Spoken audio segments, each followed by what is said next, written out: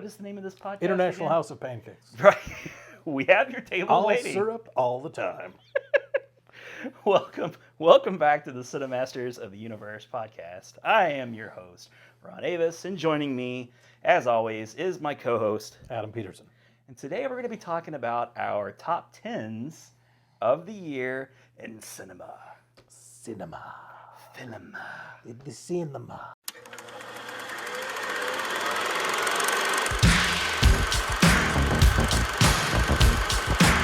Inconceivable! In a world where laughter was king, on the edge of space, Ludicrous speed! Go! Get together, have a few laughs. Masters of the Universe.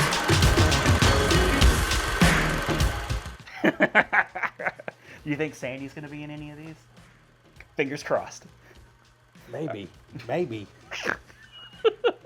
She could make the list. I'm just saying, guys. We'll have to definitely.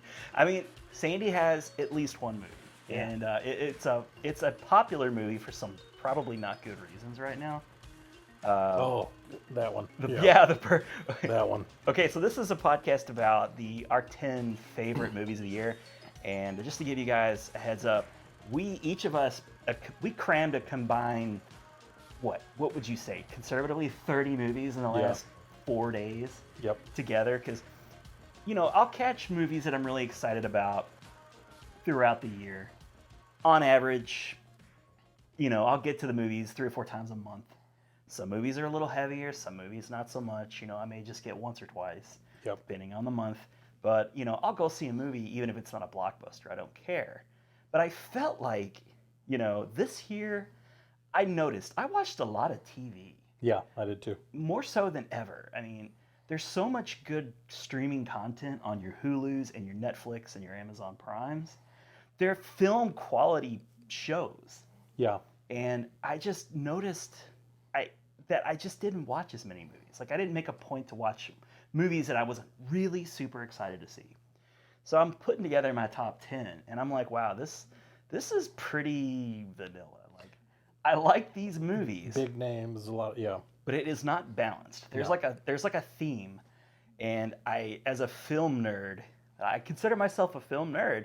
There should be a little bit of more variety in there. Like, and I don't say like it has to have all like wall to wall indie darlings. Yeah, but you want a little bit of variety. You want a little bit of something like that gives the perspective some depth. Yeah, exactly. And then you appreciate, you appreciate the blockbusters a little more. I was cramming in all these movies. I mean, I was toying with the idea of maybe doing our top 10 at the end of the year, but I was like, that's no good because there's probably a half a dozen movies coming out in December that I really want to see. And I'm also glad we let it breathe because I watched, like I said, a ton of movies and some really, really good movies that came out throughout the year that I just missed. And I'm really glad I watched those movies.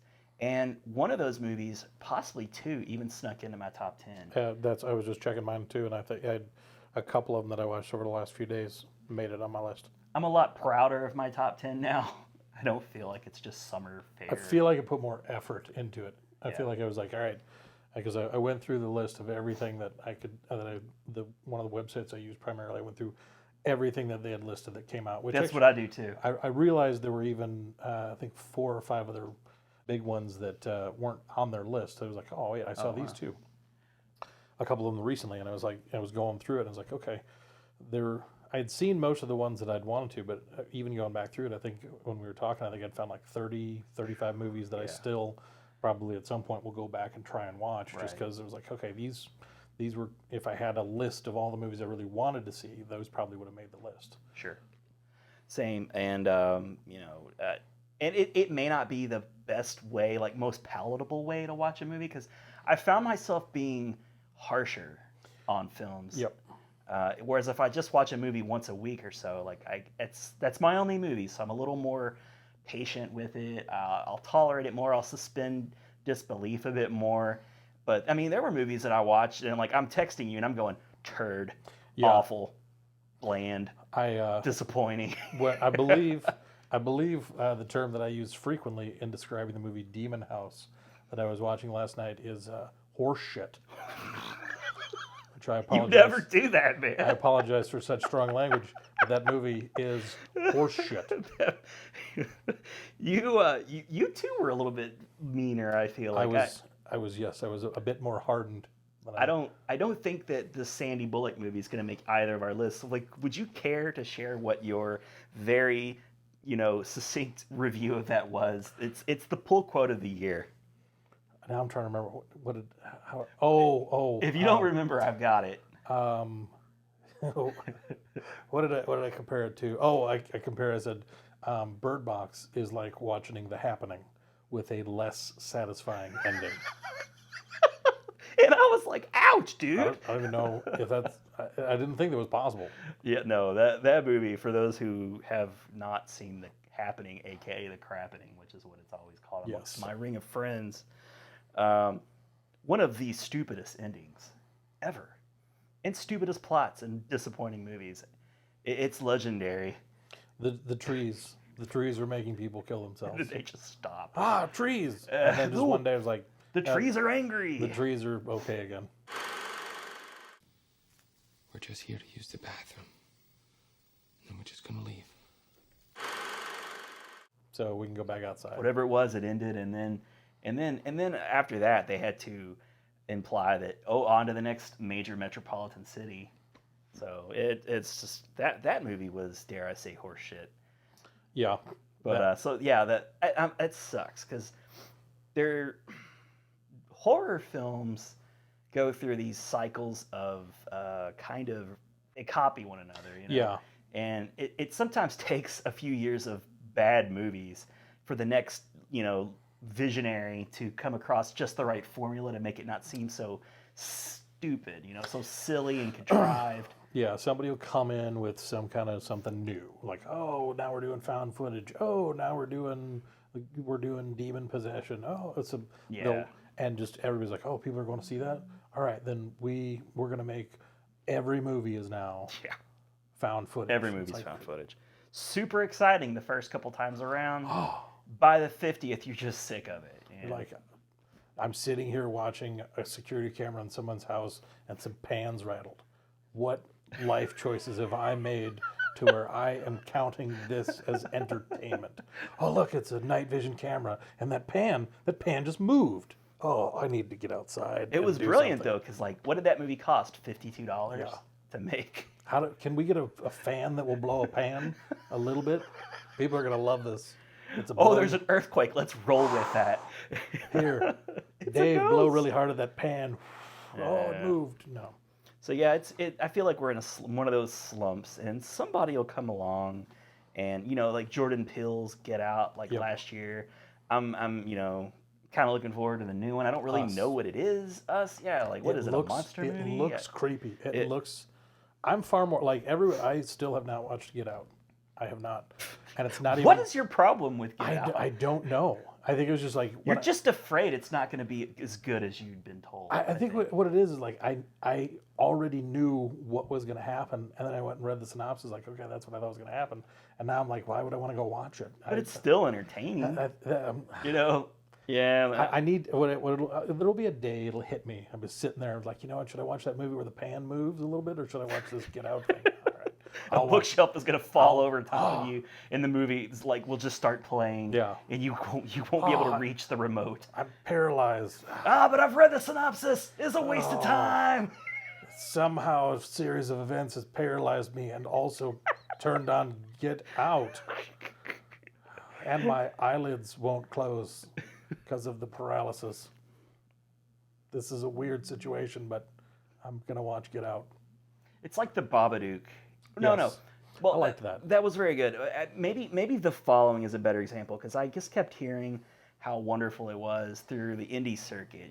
We're getting way off topic, but we'll get back on board. We're coming back. Just hold on with us. We're just going down one of our tangents. Mitch, just keep driving. Just keep driving. That's a reference from the first episode. Pull over. Continuity. Continuity. That's how we do it. Just like the Marvel Cinematic Universe. That's what we are for podcasts. No, but I went to see it and I thought, this is just okay. There's one or two genuinely creepy moments, and I think, why did all of the critics come together and decide to pick this film to be the next big thing? Because I feel like that's what happened. Yeah, it's like they did that back in February with something, but I can't remember what. Yeah, it's like when you go to a gas station and all of the gas stations like synchronize their prices almost exactly. Like they always go to the same price. And there's a little meeting and they get together and they're like, we're going to $225 today. And then at 3:30 we'll hike it up to $279 for no reason. And then we'll go back down to $245 at this time. Like it's how it feels sometimes. But anyway, I digress. We're going to get to the top 10 films of 2018, and like I said, I feel good about this. Yes. I actually almost wish I could do a top 20. I've crammed in so many movies. I started, when I wrote my list of things that I was going to legitimately consider, I started with 26 films, and I had to whittle it down. Whittle it down. But we can't forget where we ended off from last episode. Yes. And that was our first segment of Rad Dad. Rad Dad. And if I remember correctly, your assignment was to show the kids Space Jam. Space Jam. Yeah, and then I was going to show my kids Beetlejuice. So how did it go for your kids? Did they love it? Are you a rad dad or a bad dad? We watched Space Jam 3 times this week. So, and Tucker, my youngest, he requested it on Thursday and on Friday. I can't believe they haven't seen it with like a movie you would definitely have shown them. By I thought it was because I asked. I said, "Have we watched this before, guys?" And they said no. I was like, "Okay." And so I started up, and we're watching it, and we're in that phase for both of them where they ask me a ton of questions, even if I don't know the answer, or if I know the answer, they're not going to listen. But we watched it, and I love Tucker. He's got a little bit of a speech impediment, so he kept calling him Michael Gordon. He loves Michael Gordon. the race car driver. Michael Gordon. But it was they both loved it. They were and like I said, Tucker kept requesting it, and I did expose them to some of the songs from the soundtrack. One of which was my personal Quad favorite. City DJs. Hit 'Em High. Hit 'Em High? Hit 'Em High. Who's that by? That is Be Real from Cypress Hill. Ah. Coolio. Oh, Coolio. Everybody's favorite from the 90s. My personal favorite, Method Man. And then LL Cool J and Busta Rhymes. Damn, that is a hit. You don't want to get hit by those guys. No, because it was a rap. It was a heartfelt rap from a modern. You don't day. get that a lot of. No, it was very heartfelt. It's always very aggressive. It comes through in a very. It's an aggressive rap, but it's a heartfelt aggression. I like raps about dim hoes. That is something that there's a lot of rapping about. This was these 5 rappers kind of representing the Monstars from the movie. Okay. So a lot of self-referential things in the song. So they got some perspective there. But the kids were very, very receptive. And I would like to point out, because one of the things I do, and I believe you do it as well, a lot of times when I'm watching movies, especially movies I've watched before, I will go to IMDb and I will look at trivia, I just research things just to try and pull out some new element of the movie that I might not have before. Yeah, you enjoy it even more. In the final moments of the movie, when Michael makes his triumphant return back to the Bulls, and they go to cut to him playing with the Bulls, laser lights, all that, they're playing the Orlando Magic. So there is a cameo. No. There is a cameo in this movie. Oh my God. They don't focus on him. They don't focus on him at all. It's just that he's there in the shot somewhere. The greatest actor of our generation. Shaquille O'Neal. Shaquille O'Neal is God. in Space Jam. So you probably keep a journal of all Shaquille O'Neal related things that you've watched. Did you just write that in? All of the letters that I haven't sent to him. I just jot them down and put them in a box. Well, boxes at this point. Yeah. But yeah. I bet he would like to read them. He probably would. Some of them might not so much. But yeah, Just most send of him them. $5. Yeah. Hey, Just Shaq. pin it to the outside. Hey Shaq. Shaq, there's another 5 in it for you. Here's a birthday card. Love you. Shaq, if you're watching this, like I assume you probably are, love you. So your kids are kind of still at a younger age. They don't watch probably a lot of, sports. So they have no like frame of reference as far like like I watch that movie and I go, oh, there's Muggsy Bogues, and, Yes. and then Larry Patrick Johnson. Ewing, and there's just people Charles who haven't Barkley. played in probably 20 years, and it's great, nostalgic for me. I like Yeah. it, but for like if you were to show it to a kid who's just used to watching what players are out there today, I mean, some of the I would wager to say maybe one of those stars in that movie had a kid and now plays in the NBA. There's a good chance. There's a good chance. So like I would wonder if that would lessen the enjoyment of the movie, kind of take you out of it. Because when we were kids, like what if it was like, Earl the Pearl, Dr. J, Dan Issel, like it just wouldn't be as fun. Yeah. Because that was part of the fun of that movie. Like you had the Looney Tunes characters, but I was way into the NBA at that time, like huge into it. So like it was just kind of neat to see him in a movie, as horribly acting as they were. It was not great acting, and Charles Barkley was in it though. Charles He was Barkley. recognizable. yes, and he is a force, just as a person, Yeah. just as a person, he is a force. Love him or hate him, he's a force. Yes, and he probably had the most charisma. But though Muggsy Bogues, he really showed up. Sean Bradley was predictably awkward. God, I forgot about him. And 7'6", played for the Sixers. At number 76, which was just fantastic. They were obligated to Yeah, draft like, him. well, at this point, I think we should probably pull this guy out. Damn, should have wish he was 7'7". I really don't want this guy. And then The fans will revolt if we don't. and I think it would. I mean, it must have been something commercial about it, but it was Larry Johnson rounded out the crew, and I was just like, Larry Johnson. I mean, like I like Larry. That's Johnson. Grandmama. It was like that was the thing. I was like, okay. I mean, because he makes a joke. He's like, my grandma plays better than me now. It's like, Boy, that's going to be lost on many people.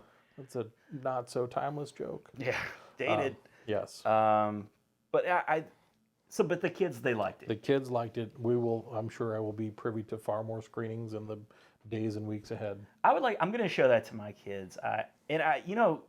Bill Murray was just so delightful in that, the few scenes that he was in. Yes. I've always been a Bill Murray fan, and he's had 2 separate careers Yep. at this point.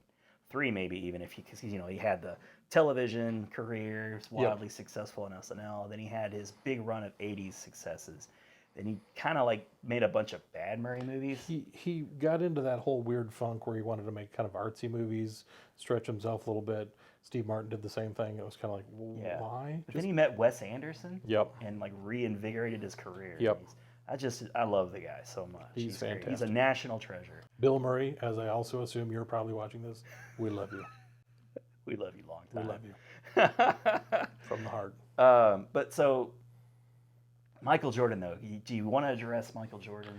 His acting He is prowess? a very not great actor. Okay, maybe that's just all you got to say. I think Keanu Reeves would act circles around this guy. Yeah, I think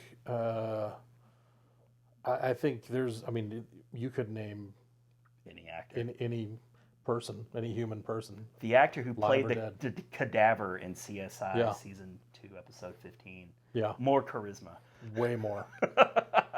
Way more. Maybe it's not fair to say charisma because he could kind of give you that wink if he just didn't have to speak dialogue. If there weren't so much, words coming out of his face, then Face. you'd be like, Out of the lower lower bottom part of his face, Like- just kept saying things. just and, Mike, just Oh, just play some basketball with some cartoons. You're so good at it. You're so good at it. Like we're not even questioning that part. You're playing basketball with cartoons. Yeah, right. Just do that. I believe that more than I Yep. can believe you can carry a movie with your acting Yeah. skills. But all the kids, thumbs up. Thumbs up from the kids. Nice. It's been a while since I've watched it. It wasn't. It's since, also been a while for me too, because I was like, I know we're going to talk about it. Yeah. But I don't remember a lot of it. Just remember him getting pulled in because of they, for whatever reason, the stakes lied on a basketball game. Yes. Because the little puny aliens are like, let's play basketball. And then they all transformed into big hulking The Mall Charles Stars. Oakleys. Yeah. Yes. The Mall Stars, perfect. So, it's a silly movie. It could have been 30 minutes and been fine. Oh yeah. Yeah, it probably would have been better. But, it's a fun movie, good soundtrack. Great soundtrack. One of the best soundtracks of all time. I want to see him match that soundtrack when they do the remake. Yeah. Good luck. That the one thing I am looking forward to that, because it's been a while since we've had a good, the Looney Tunes are timeless. Looney Tunes they're cyclical, they go away for a while, they come back, and they're just as entertaining as they always were. I think nowadays they're questionable just because everyone's so offended by everything. Yeah. There are some things in there that are not cool, but the jokes are not pretty so timeless. Woke in some things. No. Can you imagine they weren't so woke in the 30s? That's crazy to not be woke in the 30s. Shocking. What? It's shocking that they aren't more offensive, honestly. But anyway, yeah, a remake would be good. And the Looney Tunes could use a remake. And LeBron, from all intents and purposes, I believe LeBron James will be reprising the Michael Jordan role. He is actually, in what the few things I've seen him in, a fairly decent actor. He can act, actually. In Trainwreck, he's great in that. Great in that. He stays in his lane. He's playing an athlete. Yep. He's playing himself, but he more than holds his own against Bill Hader, who's been just phenomenal. Yeah, he was fun. He was good. Schumer. Amy Schumer. Yeah, he wasn't intimidated. No, he was just as funny. He jumped right in and totally worked. So under those circumstances where he's playing himself, I think he'll be just fine. I think so too. All right, Adam. So as I said before, I watched Beetlejuice just right before the recording. Got in under the wire. Logan was feeling a little under the weather, but he stayed awake for it all. And both my 3-year-old, who I wasn't actually expecting to watch it with, because I thought, I might be a bad dad for having my 3-year-old watching this Beetlejuice movie. But I haven't seen Beetlejuice in probably 10 years. And I bought the Blu-ray recently because I just hadn't seen it in a while. And it's a movie that was on cable like every day. Yeah, it was around. So I kind of was like, well, I know there's some grotesque scenes, like when they go, to meet Juno the caseworker, and there's some grotesque imagery, and you have to deal with the death subject. A lot, and Michael Keaton does say nice fucking model and honk his penis. I want to say my wife, who was watching with us, she'd never seen Beetlejuice either. Wow. So, rad hubby. So, she Well watched done. the whole thing and was okay with it. You exposed your whole family to Beetlejuice. The whole family to my virus, my obsession. She stepped away during the nice model. So I got away with that one. The kids didn't really question it either. But my little girl, she loved it. She kept calling him Beetlejuice. Beetlejuice. Very nice. Beetlejuice is so funny. Logan liked it. He was into it. And I'm kind of tense because I'm like, ooh, gosh, now it's funny when you watch a movie you haven't seen in a long time and it could be questionable, and you start to remember every single scene as it's coming up. Yep. Like, oh God, here comes the scene where the receptionist reveals that there's a lot of suicide talk in that movie. Tons and tons of suicide talk. Lydia, writes a suicide note towards the end, and they didn't question it, but it's like, my God, Tim Burton. A lot of dark. Needs a hug. Yeah. Tim Burton, as I'm assuming once again you're watching this. Don't come at us, bro. We love you. We do, man. We would give you a hug if you were here. Come to my house. I'll welcome Free you with hugs. open arms. We'll watch any movie you like. With arms wide open. With arms wide open. Yeah. You didn't know you were going to listen to some Creed. Creed. You were going to hear some Creed. In your face. They're a little bit younger than your kids even, so they're not going to give like a great analysis of the movie. Yeah. And I was like, what? I'm trying to probe Logan because he's 8, so he can have conversations a little bit deeper. I was like, what'd you think of the movie? He's like, I liked it. What did you think it was funny? Oh yeah. What was your favorite part? Beetlejuice. What was your favorite scene? Oh, the scene we just watched. So It's always very.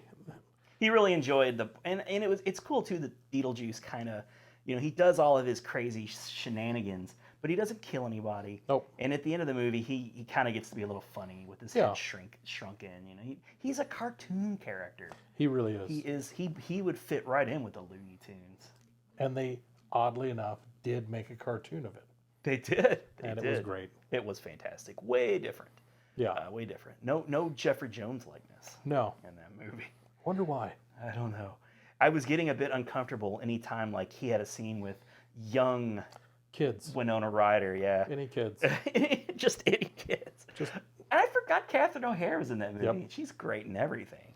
So it's fun. You know, if you guys haven't seen it in a while, check it out. It holds up still pretty good. It's probably been within the last 6 months or so that I've watched Beetlejuice. Okay. I concur. I enjoyed it. You know, the effects don't hold up phenomenally, but at times it reminds you of Pee-wee's Playhouse. Yeah. You know, but that's intended. Some sandworm, some solid claymation there. Yeah. And when Beetlejuice is a snake, I was worried most that would scare my youngest, but she wasn't into it at first, but you know, once you start noticing the cartoon violence of it, you know, you get a little relaxed. So you know, two thumbs up for Beetlejuice. We're both rad dads this time. Yes, rad dads. Yes, score.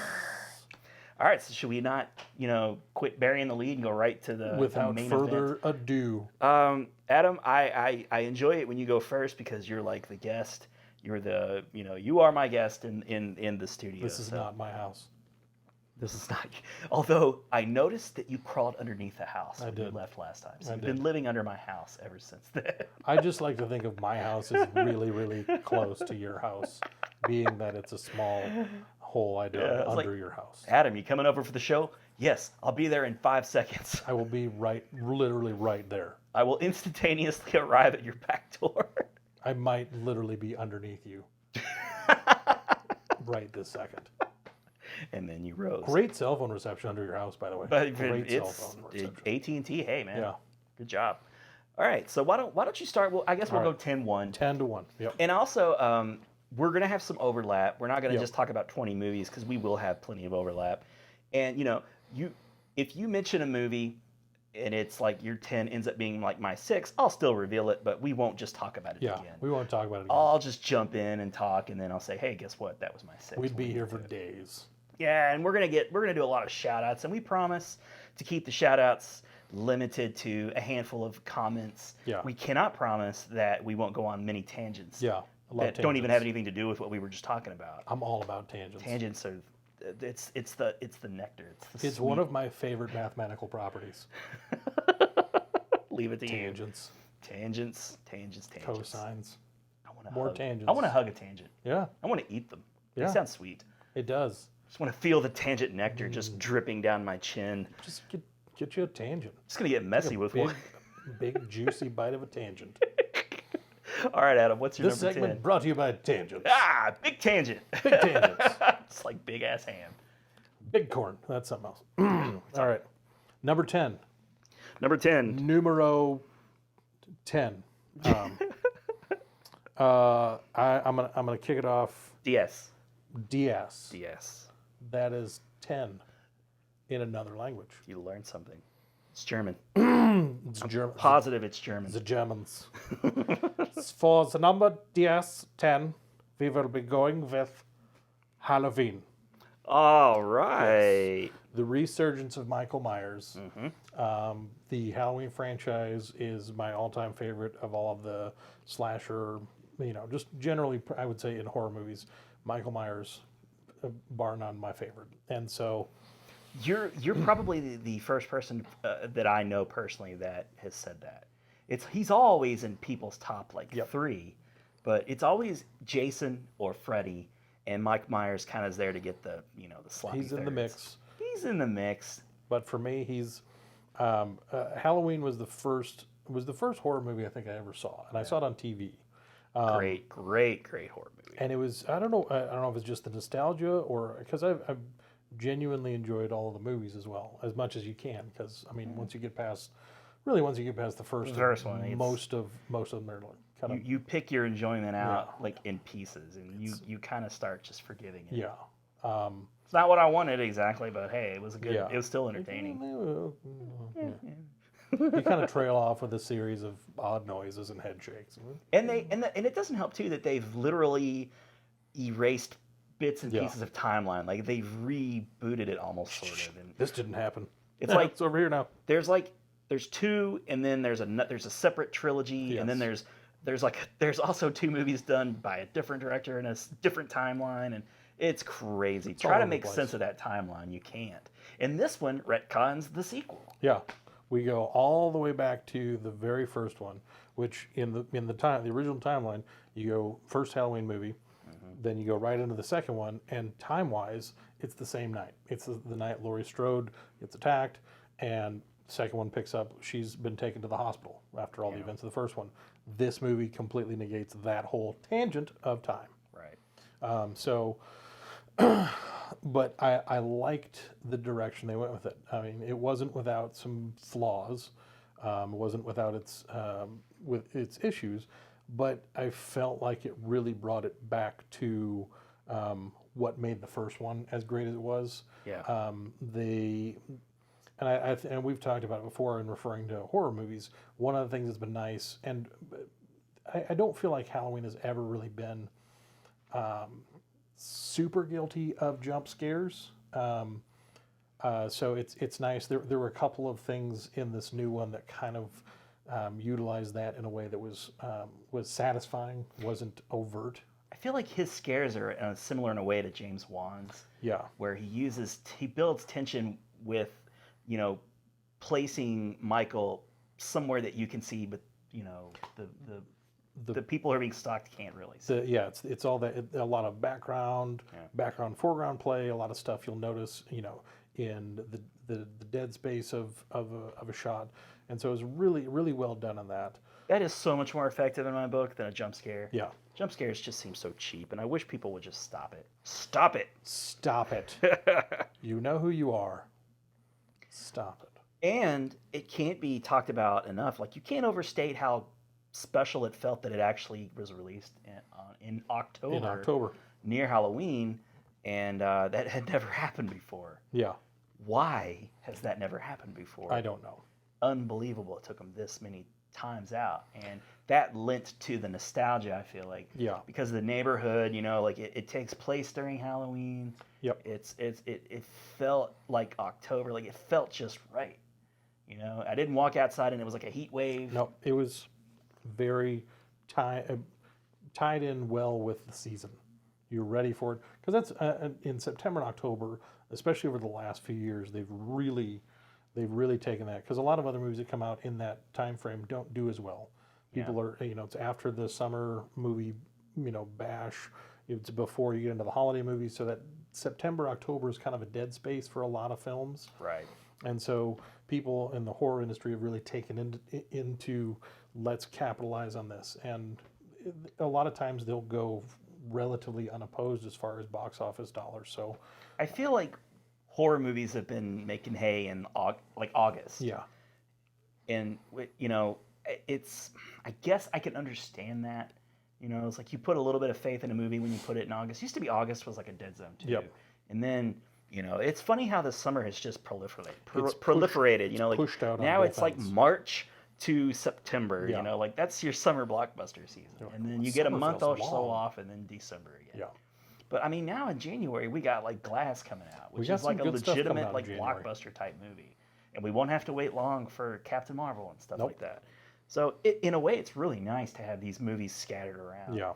But I guess because of that, it's allowed studios to just go ahead and put a scary movie in October. Drop it right in.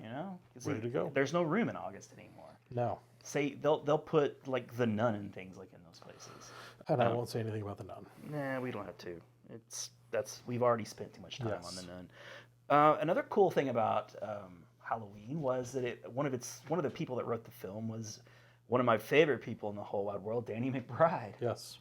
And the director, who in it, you would swear it was a John Carpenter directed movie, but it was not. It was a kind of a new guy, David Gordon Green, and he was a collaborator of Danny McBride's. Yeah. He directed like 8 episodes of Vice Principals, which is a pretty great show, and it's always nice to see people take the reins who have a vested interest in the source material. And they're fans. It's like sort of JJ with the Star Wars Force Awakens. Yeah. It just makes it better. There's more love. You get a better finished product a lot of times because there's a lot more care that goes into it. And they did not pull punches. There was one punch they pulled that I'm grateful they did, but the scene that got me kind of hard was when Michael Myers was escaping, and the kid, the young kid, and the dad kind of get pulled over. Yep. We're gonna spoil stuff, guys. If a movie pops up in this list, you might as well skip ahead a few minutes. We're going to tell you things about We're it. going to tell you things. Okay. That's why you're watching. You've had some time. Yeah. You've had. Should have got on that one.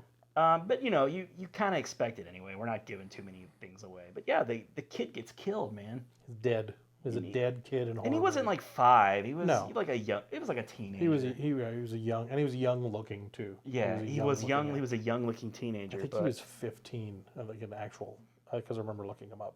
Oh really? Okay. Yeah, I want to say he was 15. But it kind of got me, man. Yeah. I was like, holy crap, they're going there. This is a very R-rated movie. Because normally that's a punch that gets pulled. Normally in your In standard, a PG-13 movie, that would never happen. No, and in a standard horror movie, Freddy. I mean, he goes after kids in their nightmares. Right. But it's the kids that are teenagers are obviously not teenagers. Jason. My favorite installment of the Friday the 13th episode, the fourth one, Corey Feldman. And also, what's his face from Back to the Future? Crispin Glover. Yeah, Crispin Glover. Crispin Glover thankfully does die. Not before he dances, though. No, he does dance first. Oh, that's one of those things you can't. Okay, guys, do yourself a favor. Like, YouTube that dance scene. Just do like Crispin Glover Friday the 13th dance or something. It's so weird and awkward. And I remember reading, like anecdotally, that they believe that they were playing an AC/DC song that he matches up to. Yeah. But they couldn't get the rights to it. So he just looks jerky and weird. And he's a weird guy. Yeah, Crispin Glover seeming jerky and weird. And that's how odd it seemed. Where he was even out-weirded weirder. his normal self. Yeah. The guy that did a movie where he hangs out with rats.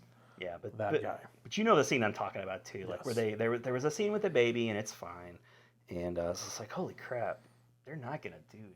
Okay, and they did. And he just and I like that scene too because there's a lot of seemingly long, no cuts. Like if there were that scene in particular felt like it was all one take. Yeah. I could not see any cuts in that scene. Yeah. And that was cool.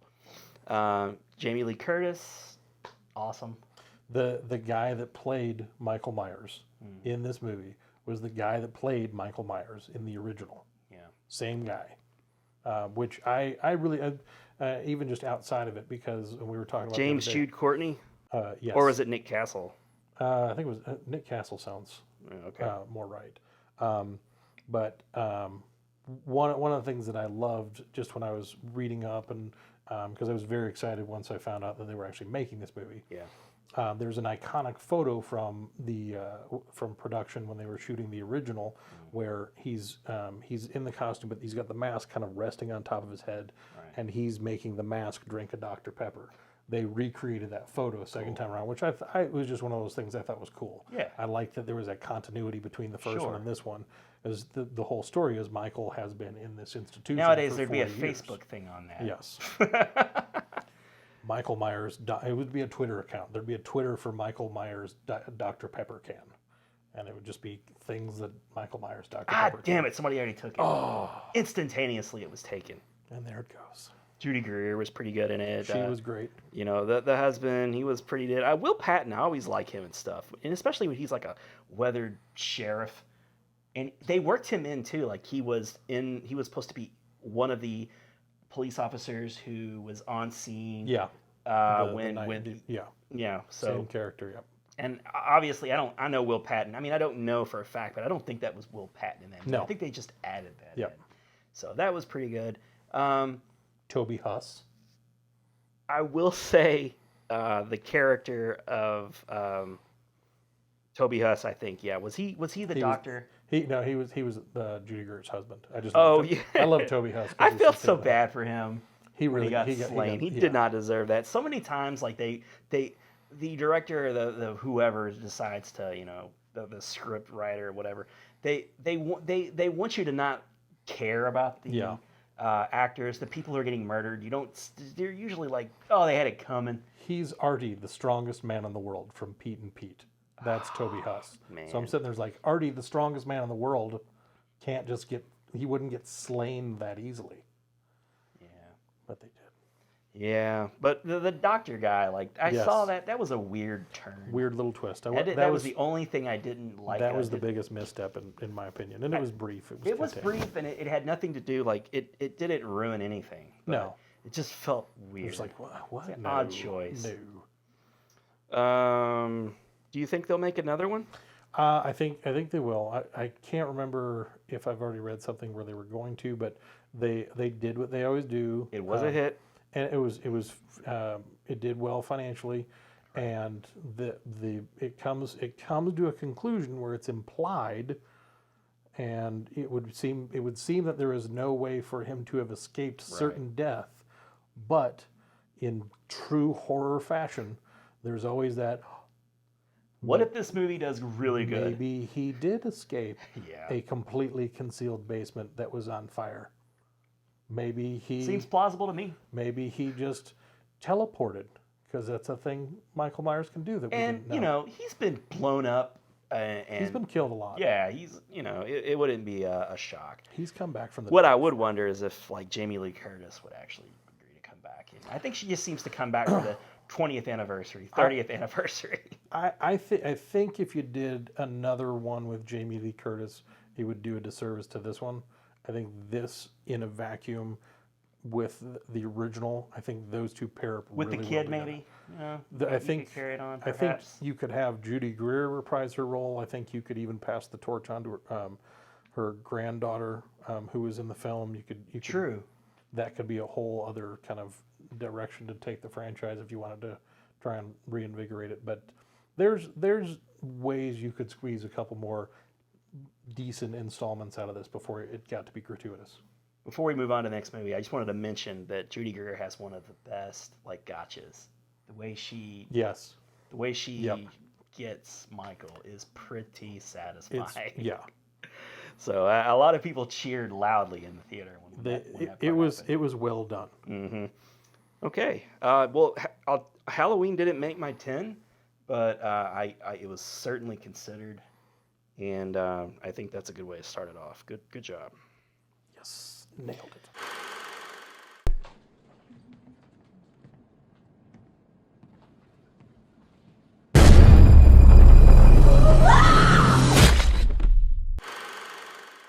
Okay, so my number 10, and I really struggle with this, man. And when I start talking about shout-outs, I'll try to make my points why this made it and not others. But I went ahead and went with 10 as Aquaman, because at the end of the day, it's a fun movie, and I felt like there were plenty of reasons for me to want to go back and revisit this movie multiple times. It just felt, it's like Wonder Woman, you know, like there's enough charm by a lot of the characters. Jason Momoa as Aquaman is they pull him back just a fraction, just a little bit from his Justice League appearance. He's keeps coming on a little strong in that movie. I felt like he's still got a lot of that attitude, but he carries the movie really well. And it doesn't hurt that Nicole Kidman at the beginning of the movie. Have you seen Aquaman? I have not. Okay, I'm not going to spoil things. You can spoil whatever you want. Well, it is a DC superhero movie, but I will just say for you people that say like I'm worried about not spoiling it for you, but our audience, screw you guys. Yeah, I have no problem with spoiling it. We have a weird relationship with you. We love you. I don't mind spoiling it though, because it's not one of those like M. Night Shyamalan kind of things. I would never spoil that. But in my opinion, if you went to go see Aquaman, it spoiled it for you. That's just me, though. It had a real kind of Thor quality to it. There was joy and humor in the movie all throughout. There weren't any like hardcore deaths to linger on. Like I said, Nicole Kidman was really good in it as Atlanta, I think her name was. Amber Heard, who has not ever been anybody that I've cared a lot about in the past, other than she's just pleasing to look at, is pretty good in it. She's like this like badass like Action Ariel. warrior Ariel, yeah, totally. And like her boobs are pressed together a lot in the movie. It kind of took me out. I was like, it's weird. It's like, did we have to have her with her boobs pushed together? Like she's totally wearing one of those push-up bras, and she's fighting in this thing and swimming. It's like doesn't seem like it. That's just one of those like small details that always bothers me. That's natural for DC. That's how you got to how be people voluptuous, under the honey. water live. You got to be voluptuous, honey. Patrick Wilson. Orm plays Orm. He's very good. I enjoyed him quite a bit. I feel like he'll be a Loki type character in the future, where he could be flip flopping. And I don't know anything about Aquaman in the comics, by the way. I could be totally wrong about that. One of my main critiques of the movie was the actor who played Black Mantis is fine, but his costume, it borders a bit too much on Power Ranger villain. And there are some scenes, they're very liberal with slow motion scenes, by the way. Was it Michael Jai White? I'm not sure. I'm gonna look it up. You could check on that. I've been pulling up IMDb on movies that you bring up so that, like I could possibly pull up little bits of information like that. And if I lie, you can call me a liar right to my face. Damn you. Apologize to Michael Jai White. You apologize. But no, Black Mantis, he, it's total Saturday afternoon fare. There's no major stake. Like, there are stakes because it's kind of like the end of the world the world needs saving, those kinds of things. But not, it's cartoon stakes. So the movie's a bit long, but I never felt like it ran too long, which is something I was a little worried about.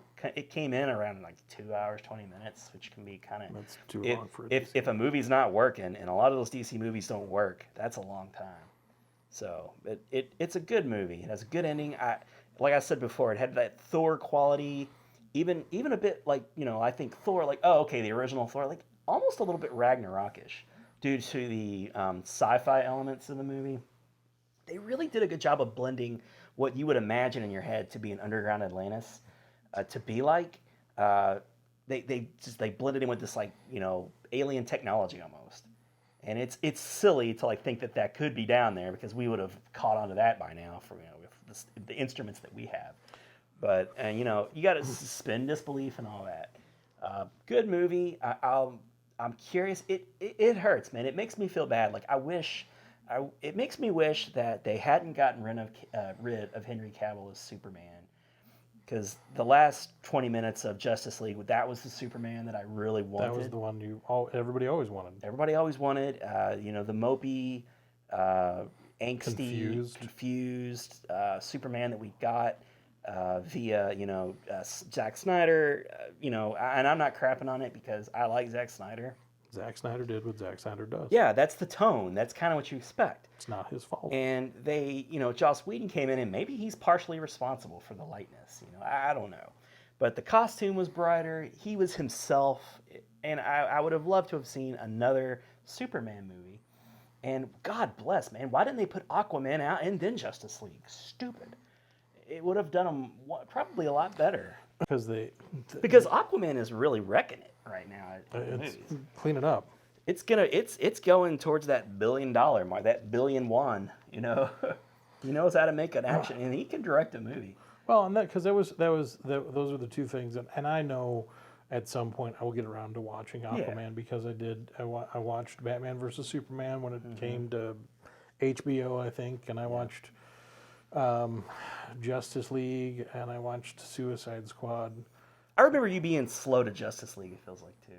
Justice League was, I was, I will say, Wonder Woman had some missteps, but Wonder Woman was a solid movie. It was well done. Right. Great casting.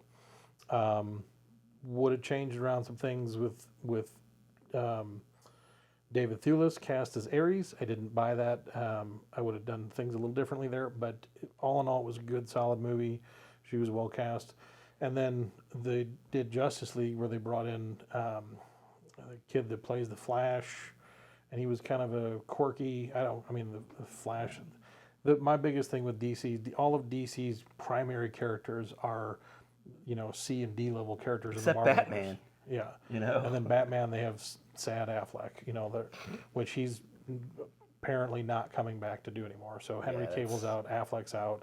It's like that's your A team, right? You can't get things rolling, and even with the Flash has had a successful television run. Sure. I don't know how you make a successful Flash movie. Yeah, I don't know. And I think that's why they backed off of that. Yeah, and I would say, and Cyborg, you doubled down on Cyborg in your Justice League movie, and it's when I was like, there's other people in the Justice League. Leave Cyborg to Teen Titans. Yeah, Cyborg belongs in Teen Titans. Teen Titans Go to the movies. Fun. Fantastic movie. Enjoyed myself. Absolutely loved it. I've probably watched it 4 or 5 times now. I love that movie. Yeah. and not just because of the Deadpool references. It was a great movie. It was entertaining. Be honest, you always give a movie an extra letter grade just for a reference, just saying Deadpool. Movies, all movies. If you make a Deadpool reference, I will love you even more. Just talking on movies here. I will refer 3 friends to Yeah. see the movie, even if I'll I probably know see it's it. total crap. I'll probably see it a couple Hey, times. did you see the Deadpool reference? Mm-hmm. Yeah, I did see that. It was weird that it just came out of nowhere. It was What? It was an elderly couple, and they were fighting brain cancer, and it was sad. And then they just turned to the screen and said, Deadpool. And it was just like, well, I don't even know why they did that, Yeah. but it made the movie that much better. C+. But and we've talked about it extensively before at work, at Dairy Queen where we work. And Yeah, I'll be working the toppings section of the Blizzard, and you'll just kind of scream over. yeah, You'll scream. That's it what I too. do. Like it's I'll really scream. off-putting to all the customers. yeah, freaks a lot of people out. I've been written up a number of times just for screaming at the top of my lungs, no reason. But DC movies give me a lot of reasons to scream. Yeah, they can. yeah. But imagine if you were a huge DC fan. It's so. I don't even have a dog in the game, and like I just like in comic book movies. It would be so disappointing to like you have these characters that you love and you see this other's like, hey, it's like your neighbor who's like the same as you're like, hey, why is that guy's life so much better than mine? And it's like all these great Marvel movies. It's not even like, oh, every Marvel movie is fantastic. It's like the things that they're doing with them, the way they put them out, the care that they put into these movies. You're just like, you want to just go to Warner Bros. Like, hey, can you please not keep doing this? Can you stop making bad movies for us? We would like to have good movies. Because, I mean, like, within their universe, I mean, they have compelling and then characters. Warner Brothers is just like, nope. We got to have 8 people interfering at all times. Yeah. It's like, We'll spend $400 million, but we will not get a single person to trust. I mean, and there's qualified people out there that can write the stories, that know the characters, that would, can translate that to people that will go see these movies, and they just don't do it. They don't put the time, and they don't put the consideration. Well, what's the name of the guy who's the showrunner for all the shows? Is it Paul Dini? Paul Dini, yeah, he's a lot of the animated series he's been integral in, and so Was he also involved with Batman the Animated Series? Yep. Get And that Superman. guy, man. he knows what he's doing. Sure he does, but no, it's the frustrating thing with Warner Brothers, man. They will spend a boatload of money, but they will tinker and tinker and tinker and focus test and focus test and focus test, and then by the time they put it out, it's a miracle if it's good. Yeah, So they have 2 miracles on their hands, and as far as I'm concerned, I liked Wonder Woman quite a bit, and I will say that Aquaman is worthy of your dollar. the second Wonder Woman, I think it's been pushed back, but I think that one will do well. And I'm as odd as it is for me to say, I'm excited this April to go see Shazam. Zachary Levi. Yeah, me too. as Shazam If will that's be. a hit, and if their expectations are modest, which I don't think it's a movie that they spent a bunch of money on. I don't think so either. They don't have a guy who they're paying a bunch of money to star in this thing. Even if it cracks like $100 million, I think that'll be a big success for them. I think it'll be a sleeper hit for DC. I think the fact that they're going to take a little bit more humorous approach to it, I think will be. I think that one will get What's good his word name? of Zach Levy. Zach Levi from Chuck. Chuck. He It was in a funny show. Yeah, he's great. Yeah, Yeah, he's really funny. I think he'll play the character well. I feel like. I like what I've seen. I know some people scoff at the costume, but I think it's what it should be. Yeah. So, it's anyway, a cartoony costume. I think That's it my works. 10, Aquaman. Number 10. Very All right. good. Of course it's not working. It's been sitting here collecting dust since before the Sahara was a desert. Before the Sahara was a desert. Let's just say you do your best thinking when you're not thinking at all. All right. 9, which is German for no. No. And this one for me, this is where I got down. I had 3 left. I had 2 slots left, and so it was like, how am I gonna do this? And I went with a movie that really didn't do very well in theaters. Not a lot. I mean, honestly, I think even when I say the title of it here momentarily, as I'm building it up, I think people are like, I have no idea what movie he's talking about. You're teasing it so I'm well. teasing it. Like, just tell me what it is, Oh, man. God, I'm seething. Peppermint. Oh, Peppermint Peppermint. made my top 10. I remember you showing up at the Dairy Queen. Yes. Talking about how you surprised Shouting you were. about it. Positively. Oh my God, Peppermint! Jennifer Garner was wonderful. This at the beginning of the year, because I was so bummed at the end of 2017 when they pushed Death Wish back to March of this past year. And so when it finally came out, and I saw Death Wish twice in theaters back in the heyday of Movie Pass when it actually worked. Oh God, We'll those tell glory days. We'll tell our grandchildren about Movie Pass. I remember when Movie We really Pass will. worked. Oh wait, I know why you love this movie so much. Method Man. He's in it. It's the secret Briefly. sauce, man. He's in it really briefly for, I don't even know why. Is that Method Man? It's like, That's how I see all Method Man in movies. Like I'm always like for like a minute, I'm like, was that Method Man? unless you watch the movie How High, which is fantastic. Can't miss him in that. It's front and center, all Method Man, all Red Man, and it's a great movie. So I'm just And- plugging How High. And the soundtrack, Method Man. Great. Yeah. I'm sorry. Go ahead, Peppermint. Tell. I haven't seen it yet. It's one I haven't seen. It's in today we have a staple of today's cinema, the action movie, the revenge. Somebody gets wronged and they come back and they kill all the bad guys. A la Death Wish. You were making a point. You were Yes. you were not just rambling. So we had they gave us Death Wish, which is honestly the Charles Bronson Death Wish franchise started strong. One of the best revenge killer movies of all time. Guy loses his wife, guy loses a daughter. It got Golden Globus. Yeah, he was great movie. So we get Eli Roth, who's a super violent guy, played the Bear Jew. Bear Jew. He was the Bear Jew. Teddy Williams knocks it out of the ballpark. He's known for extreme violence. Yes, he is. And the casting. No, they cast Bruce Willis in an Eli Roth movie about killing people. And I was get just scared some people. I was like, this is not, like so not good. And it was just like, it took so long. And so in Peppermint you have part of I think what did not do well was the title. Oh yeah, I agree. It's not a great title. Is this like a Willy Wonka spinoff? It's weird. It's mentioned one time in the movie, and what the movie does is it starts and it just gets going, boom, boom. What would you have called it? I'm gonna put you on the spot. I would have called it Jennifer Garner Kills Everyone. And Nailed it. would have loved it. Would you make it an acronym? You know what Jennifer Garner does in this movie? She kills everyone, and it's fantastic. All people without prejudice. She's got chops too, man. Like you may remember her from Alias. She can be an action star. And she's been like lingering as Ben Affleck's wife for a decade. Which is honestly an insult to her because she is a solid actress. Yeah. She could do a lot of different stuff. She had a family. She raised kids. Yeah. God love her. She's just doing MasterCard commercials or and whatever. the movie kicks off. She's just a mom. She's just some lady. And she works at a bank. Her husband is he's a mechanic. They have a daughter, and they really don't linger on a lot of like, well, how did this happen? What's the backstory? And it's one of those. What's nice about it is you don't have to care.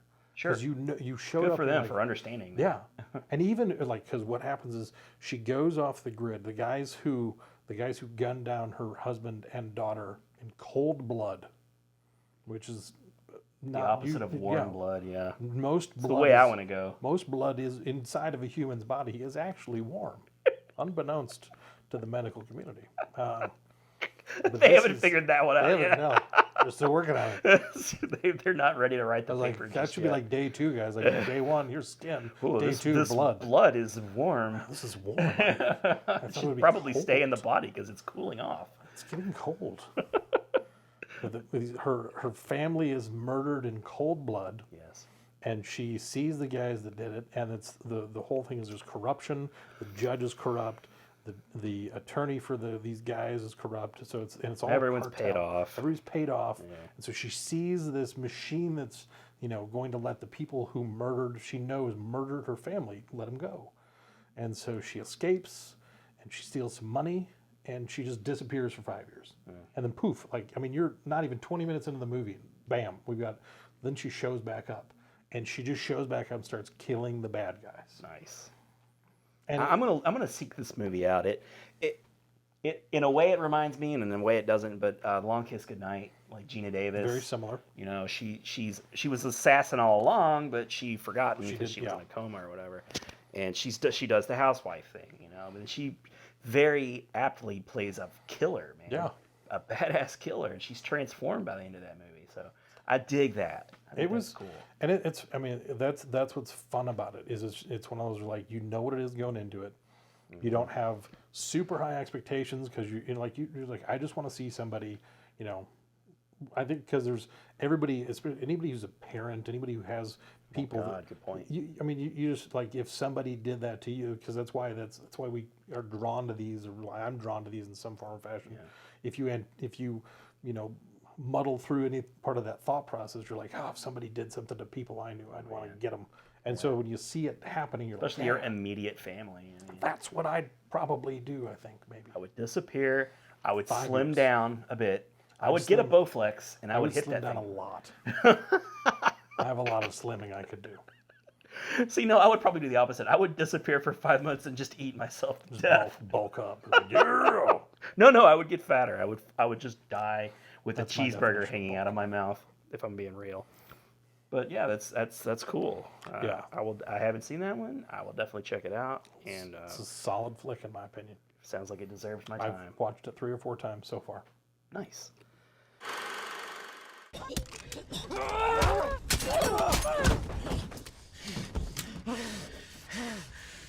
You don't remember me, do you? Fuck you! Fuck! Shall we move on to my number 9? Let's do it. Let's do it. Number 9 is when I saw it in the trailers at first, I was instantly intrigued because all they had to say was J.J. Abrams, and instantly I'm like, oh. But I had reservations. I was like, there's no way that this movie is going to be as good as like I'm thinking it will be. And I'm talking about the movie Overlord, which just sort of came out of nowhere. You know, J.J. Abrams didn't direct it, but it's done by his production company, Bad Robot. Yeah, so and it looks beautiful, and there's that quality to it. Like he definitely, was shepherding this thing. Like he didn't just do the Gus Van Sant counting money. And if you it came out around, I think it came out around November. I was gonna say I think it was November. It just kind of like plopped down in November. It didn't stand a chance, and it didn't make anything. It was criminally overlooked, and I was just like, chatting with some, like tweeting back and forth with some people, and there's this person who said, "Oh my God, Overlord is good. Don't sleep on Overlord." And I went and saw it, and I was having a blast with that thing. It's just it has elements that's gonna hook me in almost every time. It's a war movie, and man, it starts out great. It's like near Saving Private Ryan drama with this opening sequence. Like it just grabs you by the scruff and lifts you up, and it's just like you're in for a ride, man. And the main star is this kind of pacifist type guy, which is perfect for like World War II. And and that's it. It's like a World War II movie, and crazy Nazis. I love a movie with crazy Not your average Nazis. run-of-the-mill sane Nazis. No, not those Nazis. I mean the occult-loving, science, crazy experiment Nazis, and it's filled with those. And it's essentially just kind of like a monster flick. It's really all it is. Have you seen Overlord? No, I remember it I had like this shroud of mystery around it to where it was like it kind of implied that it was maybe a monster movie, maybe a zombie movie, it's some kind of hybrid. But I remember that being kind of like I didn't know. I had a general idea of what might be going on there, but not entirely sure how to interpret it. I don't think it will take. It's not. It doesn't take too many crazy leaps and turns, but it's enough to where it keeps you interested, and you're not just like call that. You may be a little bit, but they do. There are some nice surprises, and the movie looks so good. And I don't think it costs a lot of money. For one, they start with saving on stars. Like there's really nobody too notable in it. Yeah, except for Bokeem Woodbine. Oh well, yeah, he's Bokeem Woodbine, but he's barely in it. That would be enough to ruin it for me. If I knew he was in it, but only, kind of like Method Man. If you're only going to use him a little bit, why? Yeah, he's in like the first 5 minutes of the movie, but he's great in it. Like he really need more Bokeem. Yeah. I'm sorry, I can't give it I'm to sorry. you. He was too expensive for the budget. It's like, well, you could have me for one day on set. I'll drive past and wave. You can film that. But I'm sure there are a lot of people that you will like go, I know that guy from something. There's a ton of those guys in the movie. I like those kind of guys. Yeah, they're great guys. Character actors. Who cares if we're fat, right? Yeah. Patton, Brian Dennehy, we know. You know. So I'm not going to get into the plot of it because it's just better off that you discover it for yourself. But it's adrenaline filled. It has a 28 days quality to it. They shoot it in a style that just feels very fast and like things are happening constantly, and it slows down here and there just to great effect. And like boom, boom, boom, we're gonna slow down. We're gonna have some tense moments for a little while. I can dig it. And then it ramps back up, and it has like a crazy ending. So cool They all premise. get married. Yeah, I mean no kidding. I was not expecting the war element to be so good. It is a legit war movie. Like I was expecting nothing but monsters, and to be honest with you, they don't even reveal monsters until like it's kind of like From Dusk Till Dawn. It feels almost like two movies. Hardcore playing it like straight up war movie, crazy doc Nazis monster flick towards the end, and totally satisfying ending, and the effects look all really good. So I don't know how they, whoever was the director of that movie, I'm gonna be looking out for them. He was definitely, I feel like he might be a star on the rise. His star might be on the rise. Anyways, that's my number 9. And isn't it funny that we have, I think, with the exception of Halloween, we have not seen. Yeah. It's how many movies, good movies. We watch a lot. We watch a lot of movies. We watch a lot of movies. So like, if 3 out of the 4 movies, one of us is like, I haven't seen that. That's kind of crazy. Julius Avery, the director. Julius Avery. And what is he known for? Anything in the past that may be notable? Son of a Gun, Jerry Can, and Yardbird. Okay, so this is a new it sucks because, like I say, the movie was not successful, and there was a bit put behind it. Like they probably were hoping for like 100 million, but it got bounced fast. And by the time like late November, by the time like Harry Potter movies, or not Harry Potter, but the Fantastic Beasts movies are coming out, it was done. Stick a fork in it. It had like 2 weeks to make its hay, and it didn't. So budget. It says here budget was estimated at $38 million in opening weekend. 38 million. 38 million was that's incredible. It blows my mind when I see a movie that costs like 200 million, and like they can make a movie look that good for 38 million. Yeah, it's got to just be like the actors. The actors. Yeah, it's crazy. Anyway, Adam, that's my number 9, Overlord. All right. Good movie, fun. I'll be watching it again. 3 months ago, I was cutting grass in my front yard. And the mailman shows up with a letter from the army. Now I'm here. No idea where I'm gonna end up.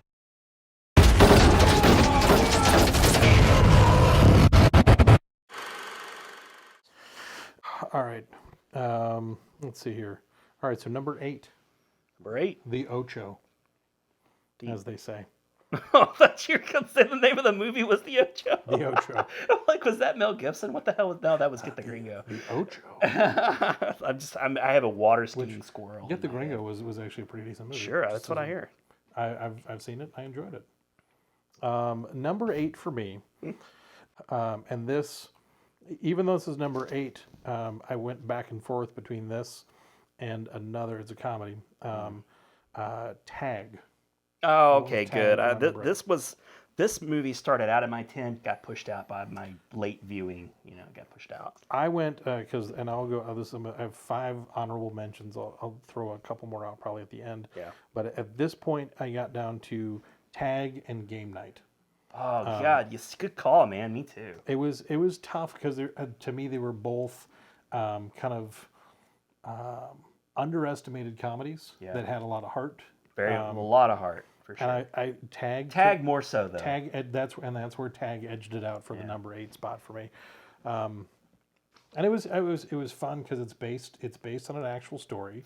Yeah, they tagged the end of the movie. Yeah, and that always makes it more. So and it was a great cast. They had some. I'll say. They had some solid, strong comedic Jake actors. Johnson, man. I love the guy's on a roll. He's really making a name for himself, and I'm happy because Jake Johnson is a fantastic actor. He's a great comedic presence for sure. Ed Helms was always reliable. I felt like this is one of, if not the first time, he was a really strong lead in a comedy. So I really enjoyed that. I like that he had the hot girl. He and Isla Fisher. I love Isla Fisher. God, as his wife. her. It was great. She's a really good go-to. You need to drop that Zero Borat and come stay at my place where I won't be able to touch you because I'm married. But I'm not, and I live underneath his house, so that's totally fine. It works. There's room down there. Yeah. So, but babe, no, babe, no, babe, no. It's the Isla Fisher connection. That's we have to. Hot Rod. We're legally obligated. Legally. Goodbye. Babe, wait. Babe, wait. Babe, wait. Babe. Babe, wait. Babe. Babe. Babe. Babe, wait. Babe, no. Babe, no. Babe, no. Babe. Babe. Babe. Babe. No, babe. Wait. Should I have that clip right there? I think you should put that clip okay, again. I'm gonna have We're to. gonna use that clip again. That's gonna be one of our hooks. We gotta like work that clip in. I'll never get tired of that. We can do it. If there's two guys that can work that clip in gratuitously over and over and over, these two You can guys. count on us. I'm gonna retroactively repost the first episode. Yeah. We're just gonna put it in weird places too. Like, wait, I thought he was gonna put in a clip of Schindler's List.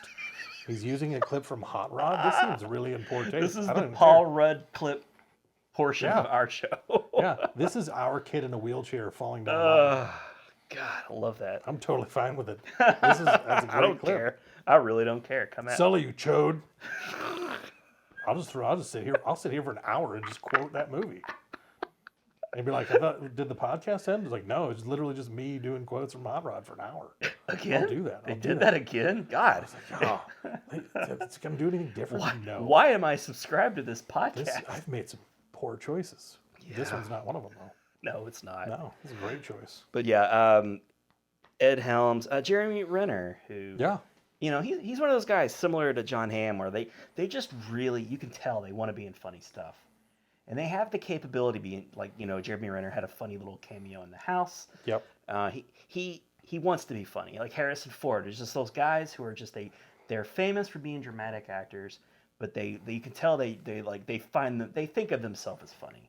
And they can be funny And they in the right circumstances. they do what they do well in a funny way. Because his role in the movie is, because it almost sticks out that because he's very action star-ish. Sure, yeah. In his role in this movie, but it's applied comedically. And the same thing with John Hamm. It's like he's far more of a dramatic actor, and he competes with Jake Johnson for Rashida Jones's affection.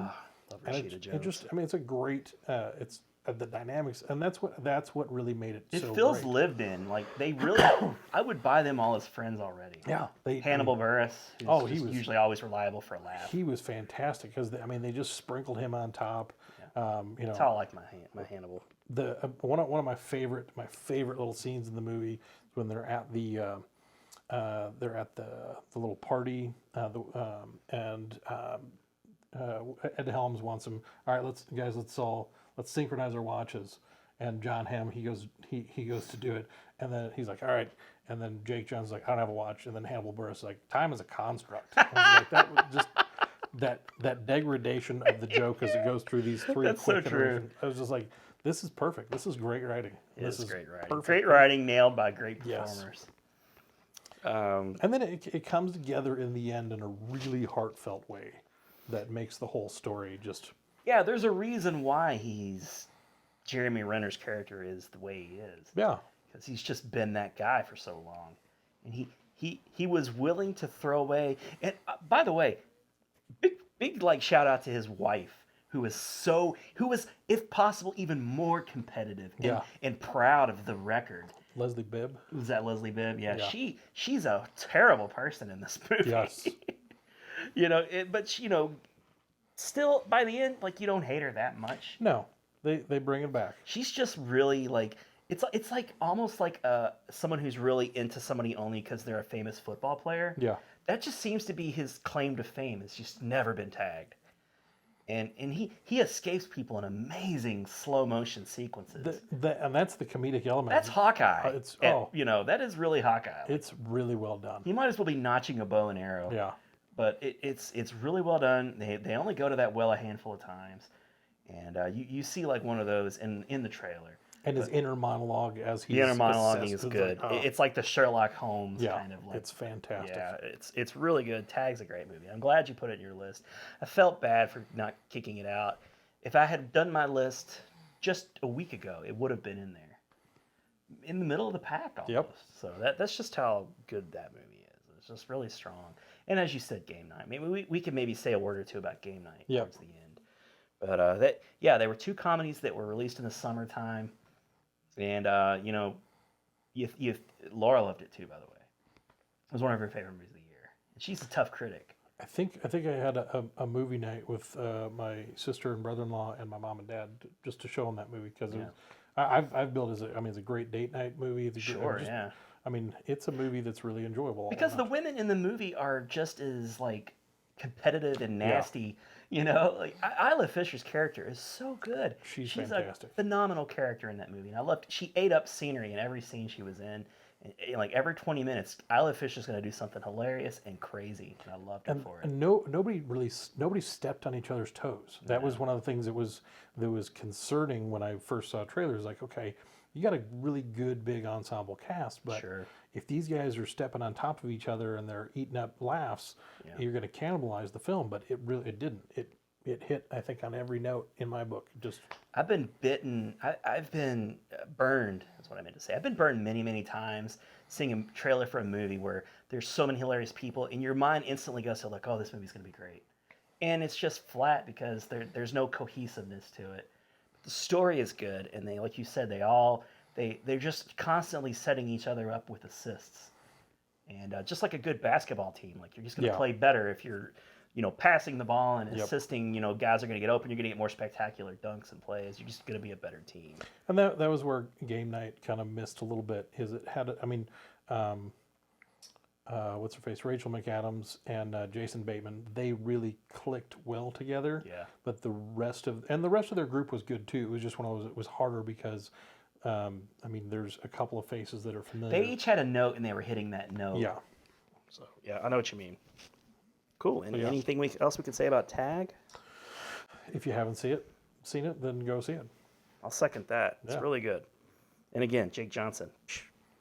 Jake Johnson, since you're watching this, I know you're watching this. We know for a fact you're watching. We know for a fact you're watching this. We love you too. Dad, what month is it? May. You're not getting by me. Anna, are you okay? Okay. All right. So my number 8. Number 8. This movie, this movie kept getting it kept dropping down the list, but I would not let it get out of the list. Like I didn't care. This movie was, the minute I saw it, I was like, that is one of my favorite movies of the year, and it's called 8th Grade. And it's just an adorable movie with stars a young girl who, I think she's been in some other stuff, but yeah, she's just this real person. And her dad, who's a real person, Bo Burnham, right? He directed it. He directed it. Yeah, he didn't play the dad. That's not what I mean. Josh Hamilton. Is that his name? I'll look it up. I don't know, but he's enjoyable. Like anytime he's in something, he's I like him. He's a great dad. He's a great dad in the movie. It's this girl, and it's so well acted and so well written. You really honestly feel like you're just sort of spying in on this girl's life. She desperately wants to be a YouTube star, and maybe part of that too is like, I don't desperately want to be a YouTube star, but as a content creator, that really I related immediately. And you're putting on this fakeness, like, in show business, it's like fake it till you make it, or in life in general. So she's putting on this, charade that she's this popular girl, and she's actually giving advice. She's basically reaching out to herself. Yeah. You know, if you think about it really. She has her YouTube channel, which is not popular. So that's not what, you know, like, it's not going there. It's not this big successful thing. It's way different than this one. Way different. Like This two one's- people watch her channel. Yeah. Like there's nobody that's watching it. Like real life. Like people don't really get to your channel. So, but you know, she's trying so hard and she's really giving good advice. But what happens in the movie, and it's a good payoff towards the end. You know, she allows herself to be honest with herself. Yep. And she's like, you know what? I'm not this person, and I don't know why I thought I should be giving you advice when I'm a mess myself. Yeah. She's, you know, the relationship between her and her dad felt so real. And there's that scene towards the end of the movie where they're kind of, you know, talking, you know, like a real father would, because he's just so proud of her. Oh, I lost it. Oh man, it's like you know, like if you're a parent as we are, and you know, it's like, oh my God, your kids just look up to you so much when they're little, and you know those teenage years are coming. And she's like, what is she, like a sophomore or junior in high school, something like that? She's yes. Actually, no, I was reading when she. Oh, it's 8th grade. What am I stupid? And just her personally, Yeah. when she finished, she had just finished 8th grade. Yeah. When she filmed this movie, so she was age appropriate for. 8th grade is such a hard time in your life. I mean, think back to when you were going to middle school and you were in 8th grade, and everything about you is like your body's changing. You're socially awkward. Everybody is. There's those handful of people that are popular, and they will be those people that'll be popular all throughout high school, and they never change. You know, they're just always that person.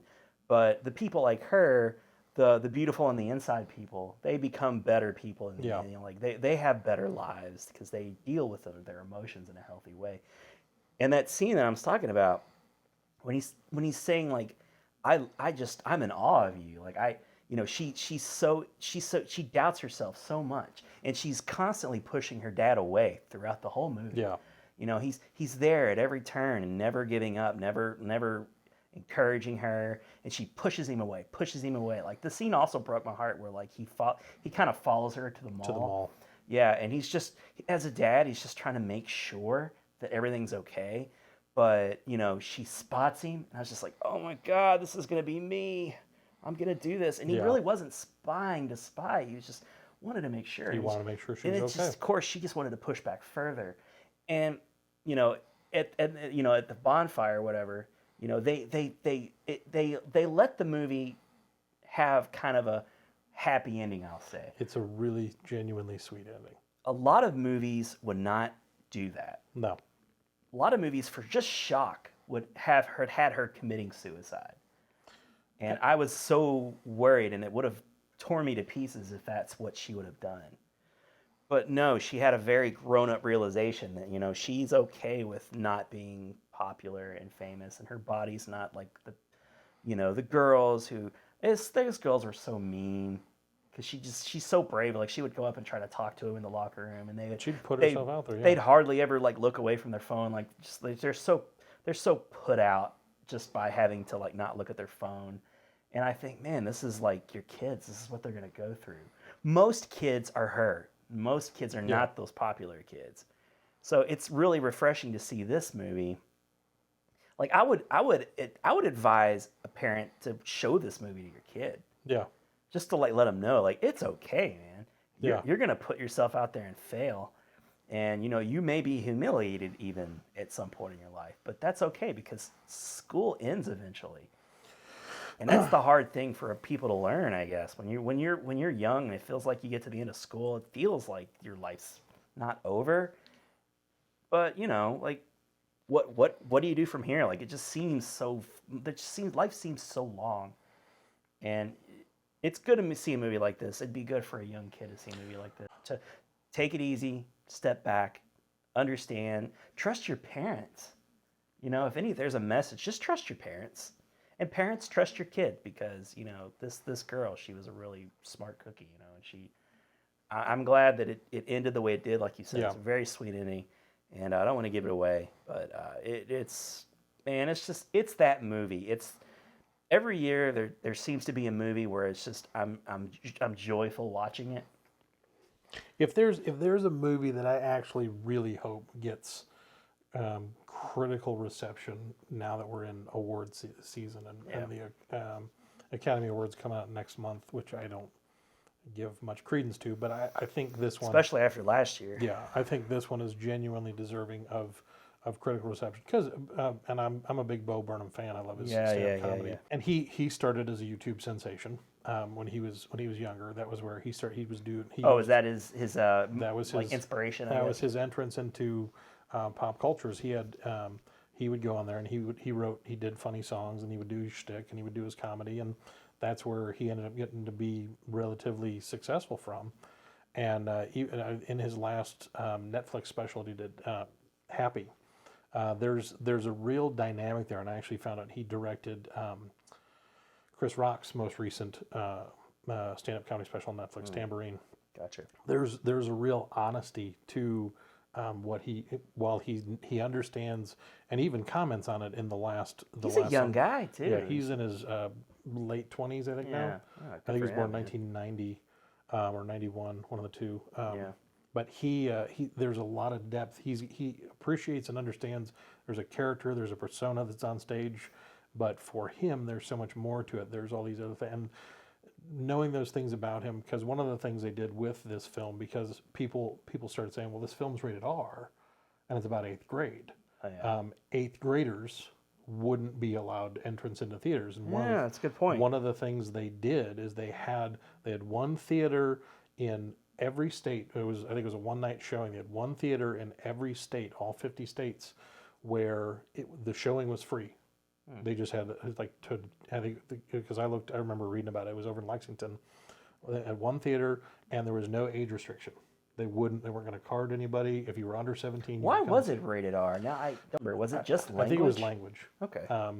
And the thing that I mean, along the lines of what you're saying is, if you had an 8th grader, or if you had, 7th and 8th grader, 6th grader might, some of the stuff might be a little early, but at the same time, it's not. There's a lot of really great things. And if you are a parent, you're thinking about showing this to your kid. There is an uncomfortable scene where she's alone with a boy. Yeah. And he does that thing that he doesn't do it, but you'd have to have that. You'd have to be prepared to have that discussion. There's some potentially awkward but really great conversation starters. Yeah. Because that was one of the things that I really took away from it. I was like, there's so many things in here that if you're, the idea is you sit there and it would be super awkward to sit there with your kid. Yeah. But it's one of those, like, the kind of relationship that the dad wanted to have with Kayla throughout the entire movie is really the kind of relationship that you would sit through something awkward to then talk about it, because you wanted that closeness with your kid. Because it really was, it was just, from start to finish. Like you have, there were moments where, like, your heart just broke for this girl. Yes. And then there were several, 2 or 3 times I remember specifically where I was literally laughing out loud because it was just so funny. Yeah. And it was so well done. Yeah. And then it comes together in this great, sweet packaging where you're like, this is just all around a great movie. I'm just so glad they didn't do that thing at the end where, like I said, so many people would just be tempted to do. Make it artsy, or just pull the rug out from around. I was like, no, we're going to take this, we're going to run with it, we're going to make it real. I felt like it was, and in a lot of ways, I felt like it was unfortunately true to life. I felt like the struggles and the things that this 8th grade girl's going through, these are, miles away from the struggles I went through in 8th grade. Yeah. There's things generationally, the awkwardness, all of those changes, figuring out who you are, all those things, those will be repetitive, but as they repeat through generations, there's new hurdles, new obstacles. Technology and things are going to always throw, it's difficult as a person. We didn't grow up with the internet and social media and stuff.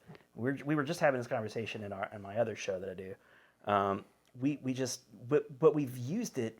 We've been a user of it, a consumer of it for 20 years. But we're never, it's just impossible to think.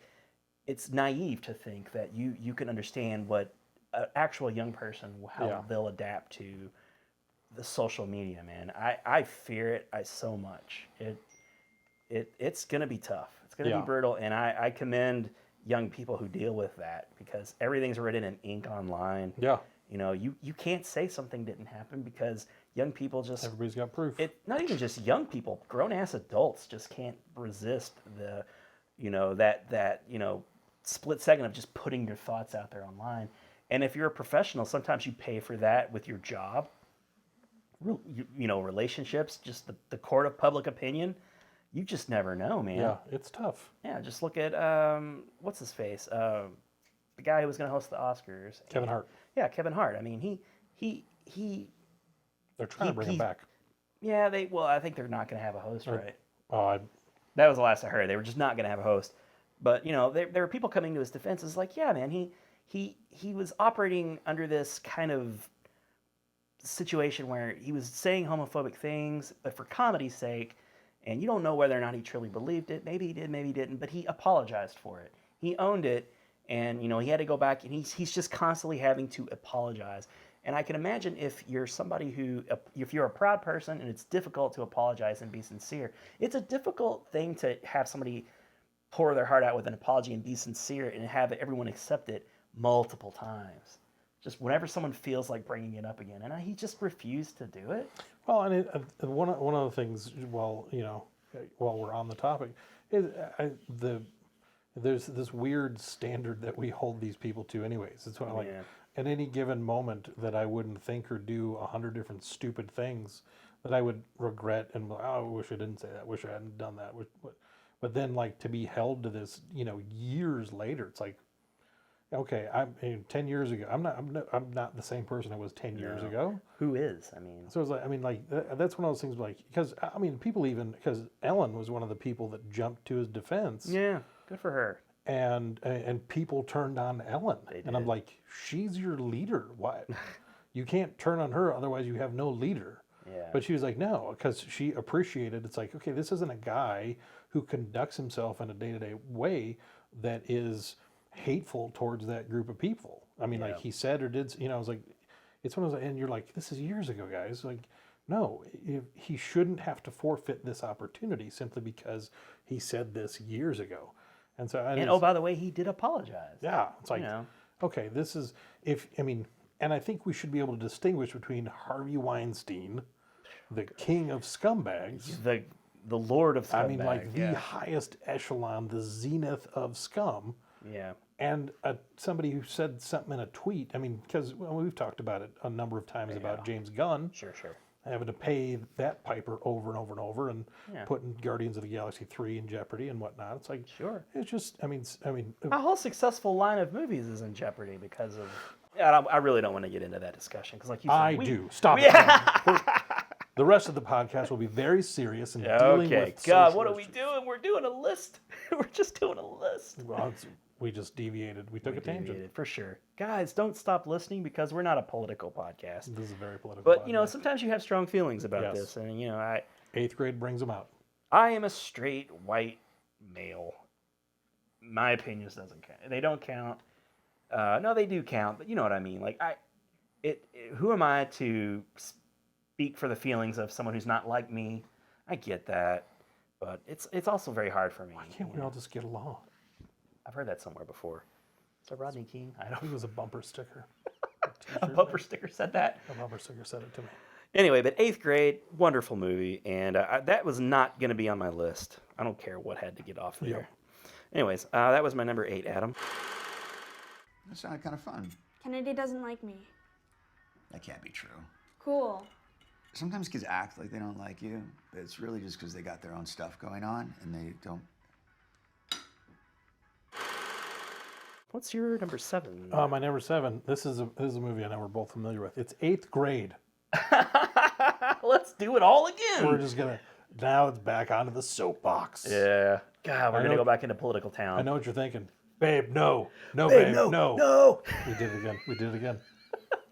Great. So we can just go right to my 7. I go guess. right to your 7. 8th grade. It's the first movie of ours to overlap. Yeah, great movie, man. And right there, your 8, my 7, back to back. 78, 87. Yeah. Okay, my number 7 is, I feel a little guilty for putting this movie on because it's fluff. It's Ready Player One. It was a great movie.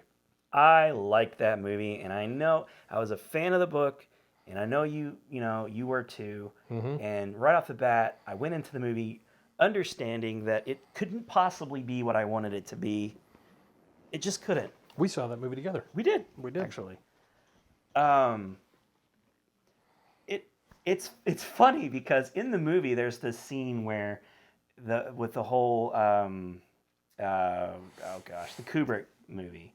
Why am I blanking? This happens all the time. When I'm on camera, I blank. The Shining. Yeah, thank you.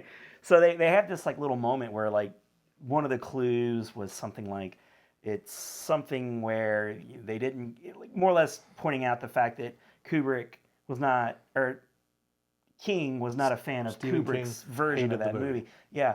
So, and in this case, you had a movie where it, and the author's not, it wasn't that case because he was involved in making the movie. He was heavily involved, yeah. But what I'm saying is the book is never going to be the movie's never going to be the book. Sometimes they get close. They took the route of, we're gonna shove some pop culture reference stuff in because, by the way, this is what you loved about the book so much. And we're gonna try and stick to that formula, and we're gonna try and have a story. And I thought it worked fine. It did. It gave me chills like the scene with the DeLorean where he's driving it to to try and get past not Godzilla, not Donkey Kong, King Kong. Thank you. And one of those donkeys, one of those Kongs. A Kong. Yeah, but it was basically to get the first key, and they get right into it. Like, they right away. So like tons of the book right there, they kind of skip past. And you're always disappointed when you're reading a book or listening to a book on Audible, and they're describing it in such a wonderful way, and you're like, oh my god! One of the things that I was really looking forward to was like, I can't wait for that scene where they're in the cave and Percival plays death at a game of joust. Like I just was like, oh my god, I want to see that scene so bad. And guess what? It wasn't in the movie. Wasn't in the movie. You were not never at all. See it. But in the end, I thought they handled the pop culture references very well. I loved the Zemeckis cube. I loved the Holy Hand Grenade. I loved all the characters. The young actors were good. The villain was fine. He was a Spielberg villain. Yep. You never know what you're going to get with Spielberg. He really is either this movie or Schindler's List or Amistad, like those kinds of flicks. He really was like it was a big deal because it was Spielberg, who is the director of our childhood anyway. Yeah. He seemed like a perfect logical choice to pick for this movie. And I heard a lot of people going, I wish they had picked somebody else. It's too on the nose. I was like, don't give me that crap. It was what it was what it needed to be. And I don't think it was a hit, but not a mega hit. But it's not like they were going to make a sequel to this anyway. Although he is writing another book. He's writing Ready Player 2. Oh, I didn't know that. Yep. Well, yeah, I'd read the other one, Armada, and it's more of the same. It's good, but it's not as good as. I love a hunt. That's what it is. I love a hunt and clues, and the idea of competing, teams like the not the Xers, but what were they called? The Gunters. The Gunters, thank you. Yeah, so there's the true players, the people who they don't have a lot of at their disposal, and they work alone, and there's honor, and then you have the Gunters who's just like throw money at it and experts at it, and you don't want the Gunters the corporate to win. shills. Yeah.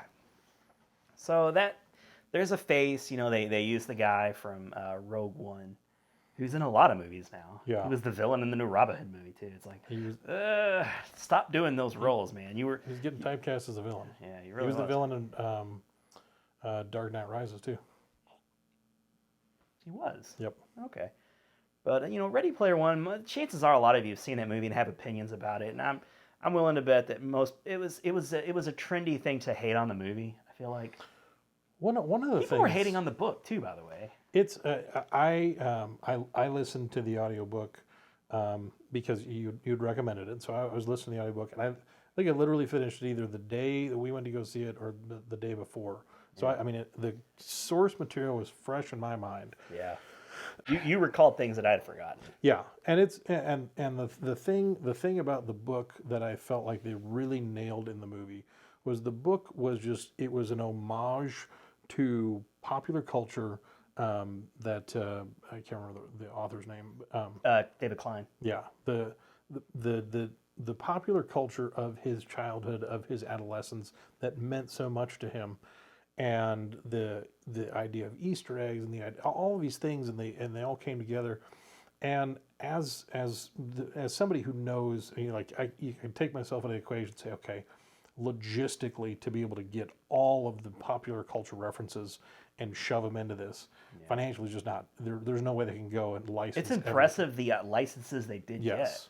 So from the onset, because that was one of the things I remember us talking about, with it being produced, I don't remember who was the studio behind it. Was it Universal? Universal. Yeah. Universal pulled in a lot of their own. Sure. They went to the closet of all of the stuff that they already Child's Play, and they ran amok with that. But it was good because it felt like it hit on so many. I mean, notes from that I could relate to. I mean, there was the Teenage Mutant Ninja Turtles, Chucky. I mean, there's things that from blink and you'll miss cameos. Like that's a good thing about this movie too, is you can rewatch it multiple times. You can watch and you catch new stuff every time. Almost every time. And without fail. It's great. I mean, because there's all kinds. I remember one of my favorite ones because I watched a lot of the YouTube videos. What you missed and those are great. Yeah.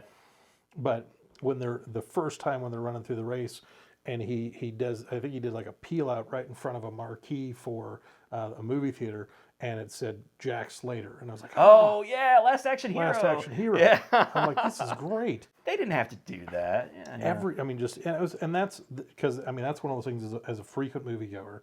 I love those things. I love it. Oh yeah. Just remind me of the things I love. Yeah. And I'll love you. And so I was knowing. I mean, when you go in, because I remember when we were talking about it after the movie, we both had the recognition like you really can't take this book and turn it into even a 2-hour movie. It would have to be Hulu or Netflix. It would have to, and it would be very expensive. A 8 to 10 episode, run on a Netflix, on a Hulu, it would cost a lot of money. You might cover it. Yeah. But even that, it's like that's a crapshoot. So it's like what they did with what they had was a really solid. It was I mean, like if you'd never read the book, you've got no perspective on it, you could go in it and totally just enjoy it. You could love it from beginning to end. Yeah, it's a good point. Just fun. Like The Shining was The Shining to me until years later when I read the book. And the way that scene, I remember sitting there like how impressive when it was. they get into the Overlook Hotel, they drop right into that. And you're like, this is amazing. That was magical. These are CGI characters dropped into, and I was like, I know the magic of computers. I'm not. Oh my, how did they do that? Right. They put characters from one movie into another movie. That's impossible. Like, okay, I'm not stupid. But no, right. The way they did it was like, this is really impressive. Yeah, it was. It wasn't your standard fare, and it was a seamless transition. Yeah. And I love that. I love the the real, like you could hear the energy of the people realizing where they were. Yeah. It's like, are they doing this? No, they're not. Because in the book they had things like war games and Monty Python. Like there's a whole friggin' long ass chapter about just the kids rehearsing lines from Monty Python, which is something we'd all done.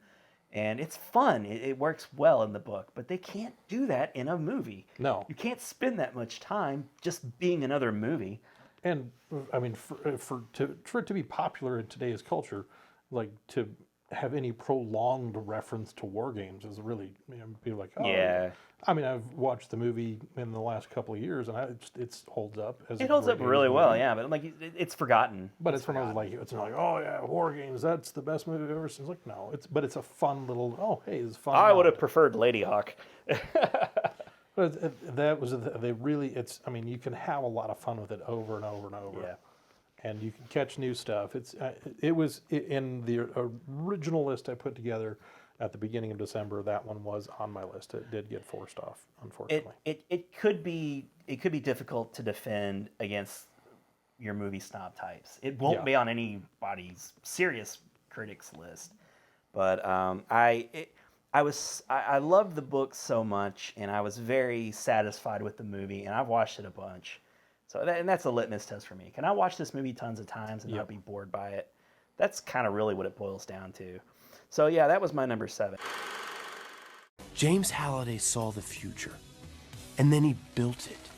He gave us a place to go, a place called the Oasis.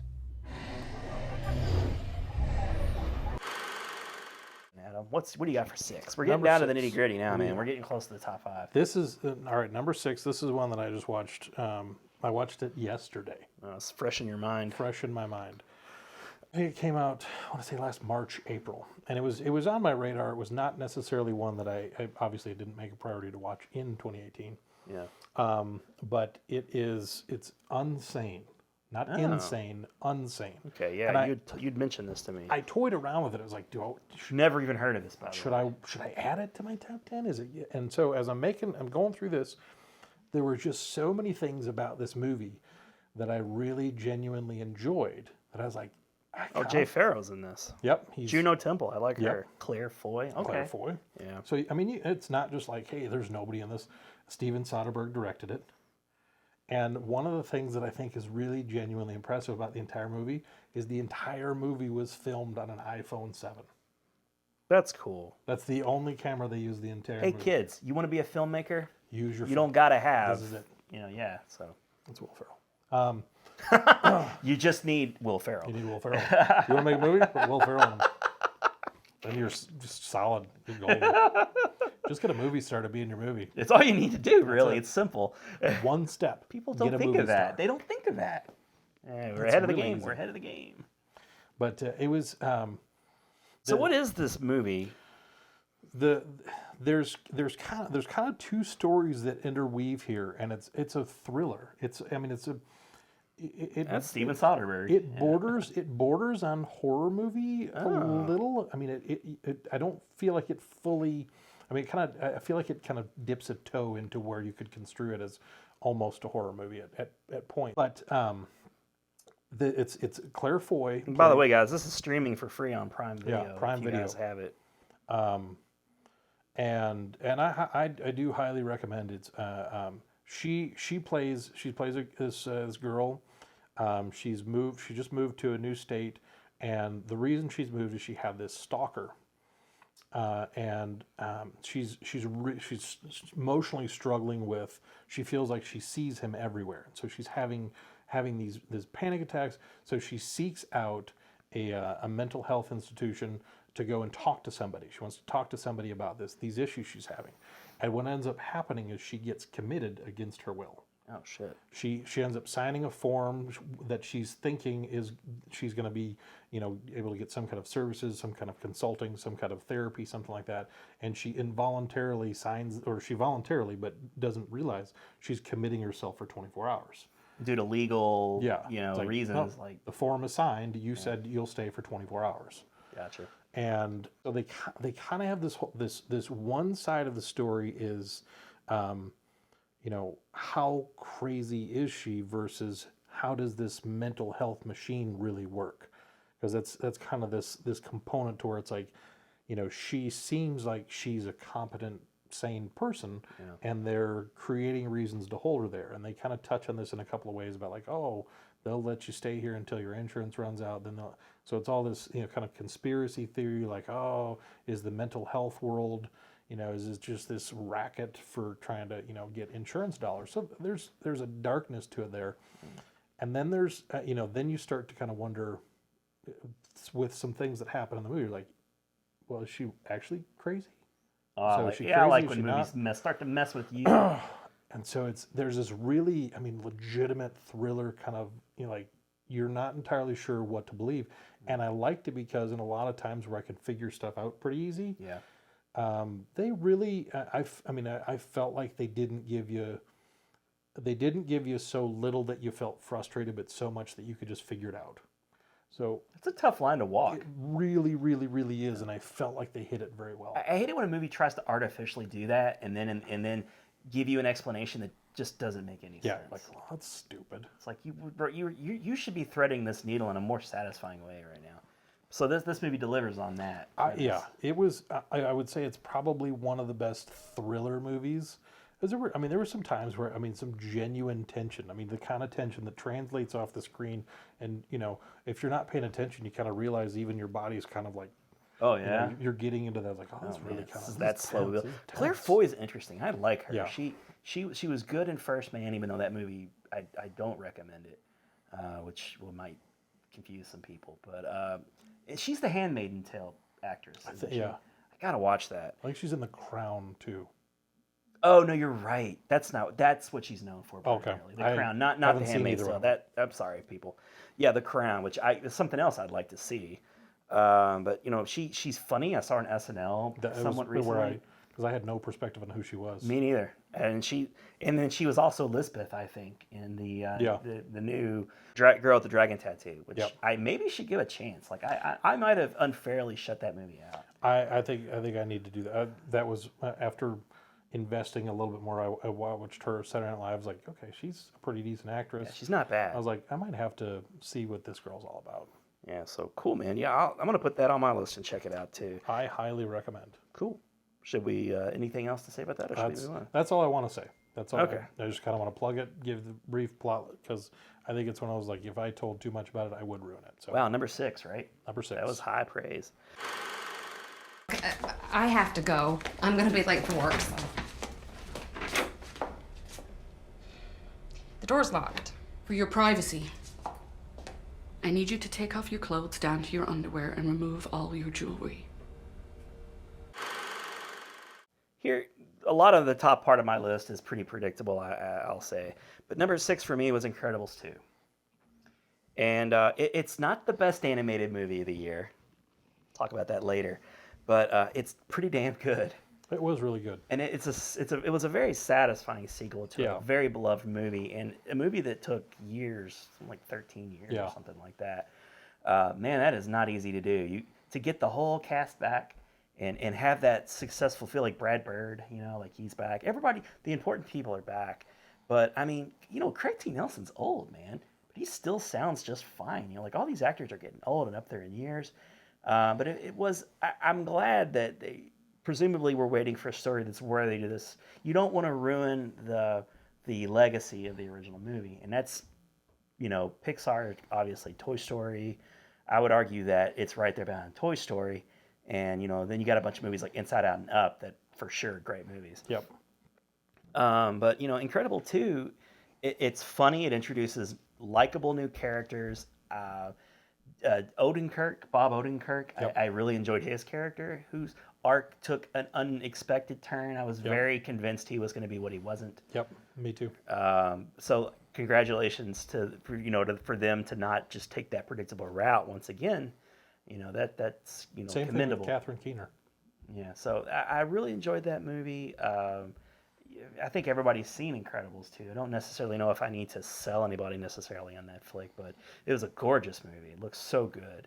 I love that the way they give that kind of 60s, early 60s aesthetic to it. Like I'm like, is it modern day or is it the 60s? Yeah. I don't know. Like all the vehicles and the way that everyone dresses feels 60s, but then the technology is modern day or even futuristic. Yeah.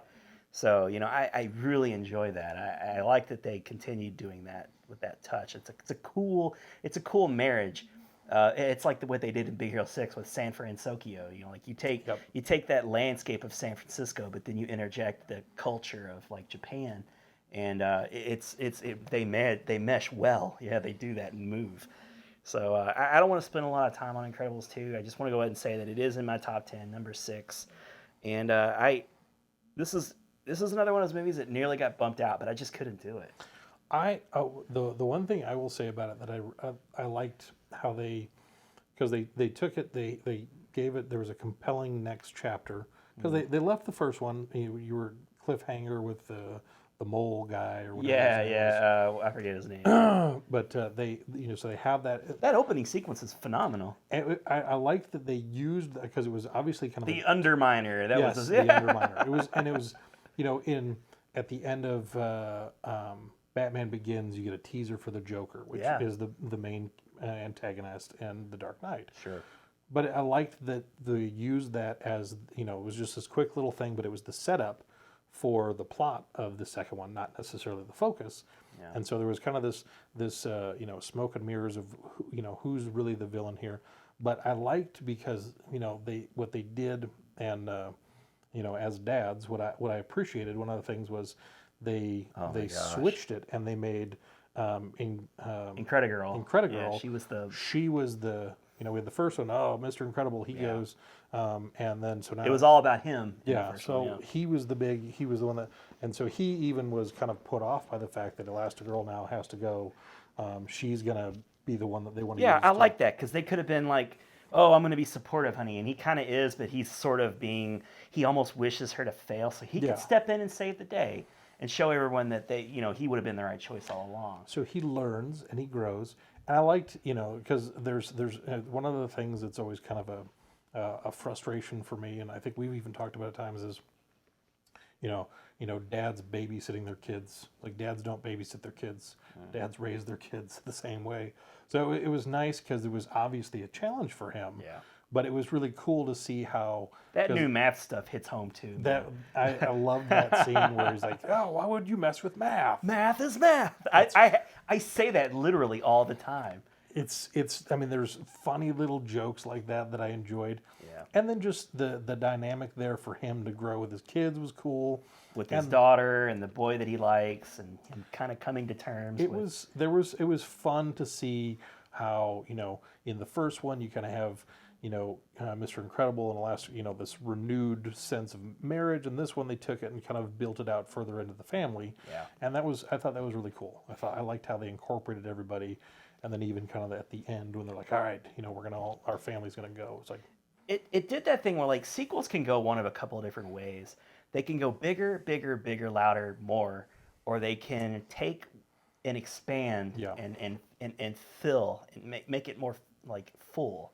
Yeah. And this felt like the latter. Yep. It was heightened in ways, but it just wasn't more of the same. No. So good for them. Pixar, you can usually always count on them for a good story. And like I said, I almost felt bad about putting in. It's like, why punish a movie for being really good? Yeah, it was a great movie. Don't just knock a movie out because you feel like a smaller movie deserves to be in. Yep. So you know what? That's my number 6, The Incredibles 2. Great flick. That's not the way you're supposed to do it, Dad. They want us to do it this I don't know that way. Why would they change math? Math is math. Okay, Math Dad. is math. I'll just wait for Mom to get back. What? All right, number 5. This one, outstanding movie, and especially because it's the 6th in the franchise, Mission Impossible Fallout. Oh yeah, that was a tough one for me. It's not on my list, but it was. It was just such. I was looking, and I had a number of action movies that kind of were ones I could put out there, and this one to me it was just like it was executed so well. The amount of polish. Everything that went into that. I mean, and especially, like I said, investing time and energy and understanding that. I mean, all of the effort that went into that jump that they did from the plane. I mean, that they did multiple jumps every single day to get that to be prepped for that one. They had the one shot for the dusk one once a day. Yeah. And how many times they did just all. And then Henry Cavill was fantastic as kind of a. Do you like him? Do you not like him? Is he a good guy? Is he a bad guy? Because he's Superman for starters. Yeah. So we should like him. But he's at first you see him as kind of a threat. Yeah. Then you see him as an ally. And then, he becomes the big bad villain, basically. Yeah. I love double cross movies. They're always fun. And because you had Simon, what's his face? Simon Pegg. He's really come into his own in those movies too. He comes in. He gets a little bit more. He progresses in the movies. I feel like. And so he's really come into his own. I think it's funny, but I do like that they've had Ving Rhames in every iteration, which is fun. Yeah, you got it. He's that constant along with Tom Cruise, right? And I love that this movie kind of comes full circle with the third movie, which was such a good movie. With Michelle Monaghan being back in it, that was a fun little nod, and just how that wove into the story again. And he didn't want to win her back. Like he was there to do a job, and he was just thrilled that she was alive because he didn't know that. Yeah. And they again in lesser hands, that movie could have shifted and been about him trying to win her back. Yep. But he didn't even try. He did the right thing. Yeah. And allowed her to just live her life because she was happy and had moved on. How horrible would it be if him? to try and like manipulate her and interrupt come back. Yeah, And to see, I mean, like the good that she and that doctor was it? I think Wes Bentley played her husband in the movie. Yeah. Just their doctor. That's a good man. Like, why would you why would you mess that up? And it was like there was, and that's why I felt like this, because with these movies they have had to get bigger and bigger and bigger to wow people. Sure, but it's a necessity. Yeah, but in it's Mission doing Impossible. That, as like because you get to a point where you're kind of like, we don't feel that impossible. Like every time they're like, yeah, I know we get down to like, oh, there's 2 seconds until the whole world's gonna set on fire, but it's like. It never does. Everybody's like, oh, that movie's pretty funny. Yeah, it has that moment in this one, yeah. But, you know, they in doing that, they don't just go bigger. They get better with it, too. And I really appreciate that. And I was like, for a 6th installment in a franchise, the same director coming back from the 5th one to the 6th one, continuity for the first time, really, between 2 installments, and then even looping it back around, like you said, to the 3rd is like, I've watched it, I think 2 or 3 times since I got it, and I was just like, this is really, I mean, just for an action movie, this one pulls out all the stops and delivers every moment. Yeah, it really does. I mean, it technically they hit everything. Like there's nothing you can complain about with this. They nailed it. The action scenes. I like we were having a conversation. The way you felt how Henry Cavill, the scene when like the badass scene where he's like rolls up his sleeves in the bathroom, like. Oh my God! Like this guy, Goosebumps. He should be a star. Like, he should be Superman. He would be a fantastic Superman if they would have done it right. But I wholeheartedly agree. He should be somebody that we're seeing in franchises or we're seeing in action movies because he's got the charisma of a rock. He does. He can totally do that thing. And he has. He has a great mustache. Well. That movie, there was another movie, what was it, that got a lot of media attention because of that mustache? I mean, it's such a pronounced, wonderfully. You understand why they refuse to let him shave. Like you can't. You're like we're perfect. We're gonna spend a crap ton of money to CGI out this thing. We're gonna make this other movie look ridiculous because we need this mustache that bad. And that was again once again the secret sauce. The mustache. It nailed it. I kind of dug the whole like Alec Baldwin storyline.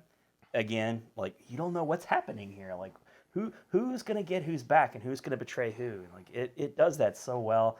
And the action scenes, like the insistence of Tom Cruise to do his own stunts pays off in droves every time.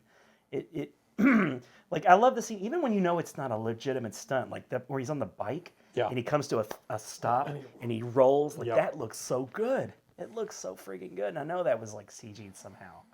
It had to have been. when he's chasing down what's his face and he's running and Benji he's talking to him. He's like, yeah, jump. Why aren't you jumping? And he's like, I'm getting ready to jump out of a window. He's like, oh. I love when they just hit those comedic notes, like, and that's. I mean, it's tough because it's like, okay, do we break up the action? Do we break up kind of this drive that we're pushing here and take you in a completely different direction? Yeah. And they do that so well, where it's we're gonna keep pulling you this direction, but we're gonna throw a couple things at you along the way, and they deliver so well. With the one misstep of Mission Impossible 2, like. They do James Bond better than James Bond consistently. Yeah. So I really that's a worthy movie. Again, it was in my list. I something pushed it out at the last minute, but at least it's in one of our top 10s. Yes. Check that movie out if you haven't already seen it. You will not be disappointed. No.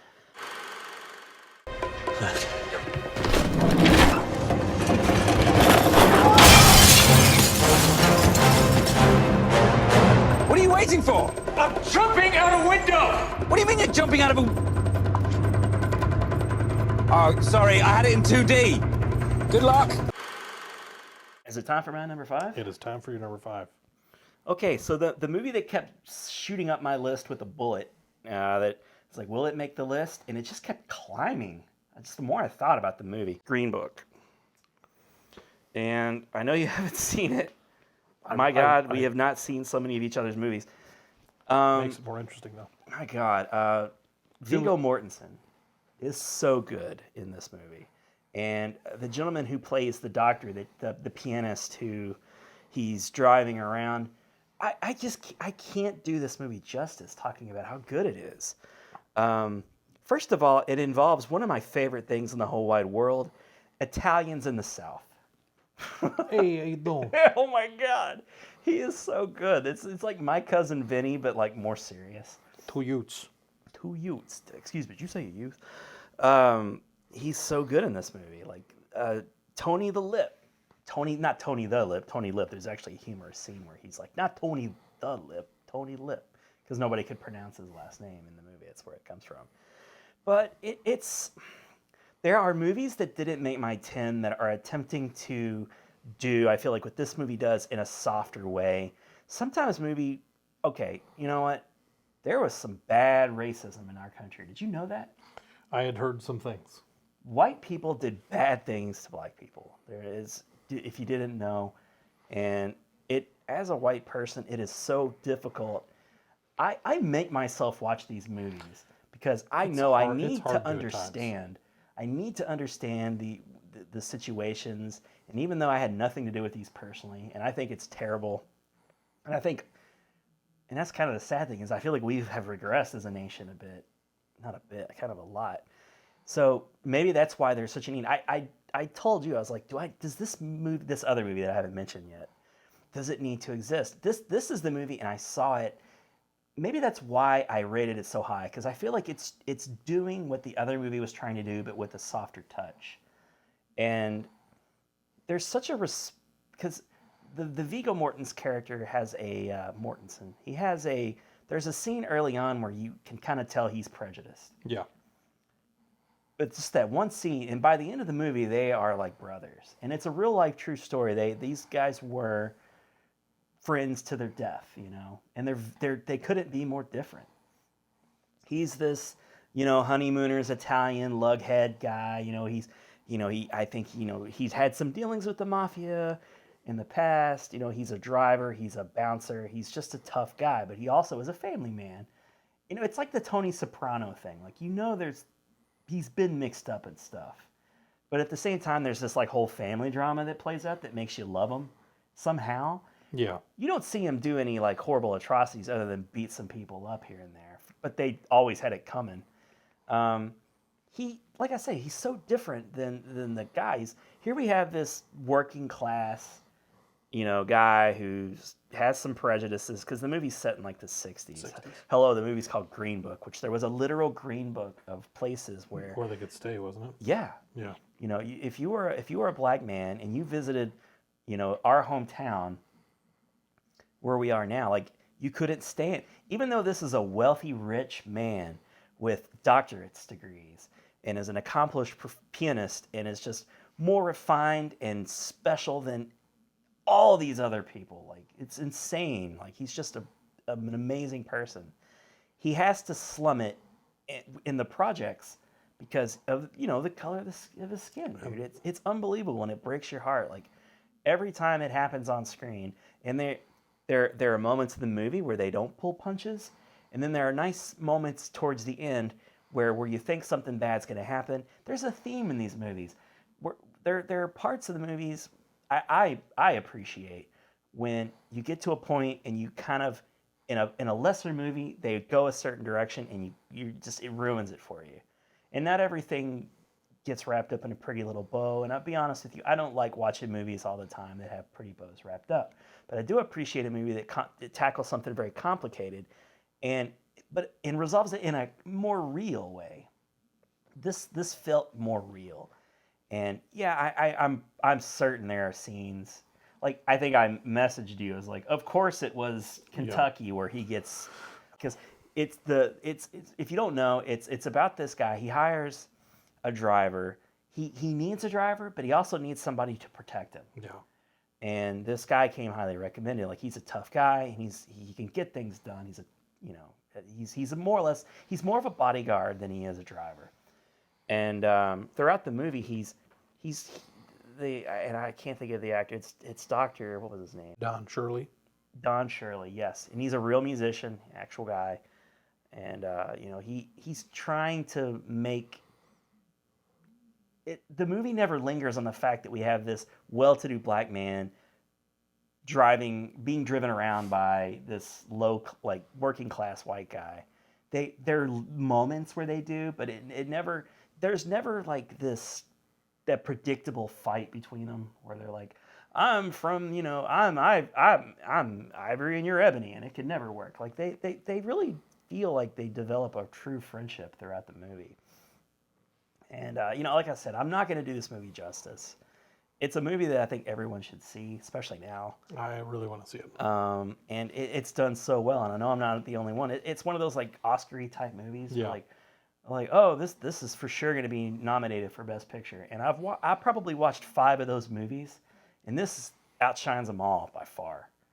So I'll buy this movie. I'll watch it again and again and again. And I love that it's a true story. And I especially love that they remain friends until their death. Like, I think they died within days of one another. That's because these. I mean, they're hard movies to watch. Just to know that people, just in general, are and were capable of being that way to other people for the most arbitrary reasons you could possibly come up with. Sure.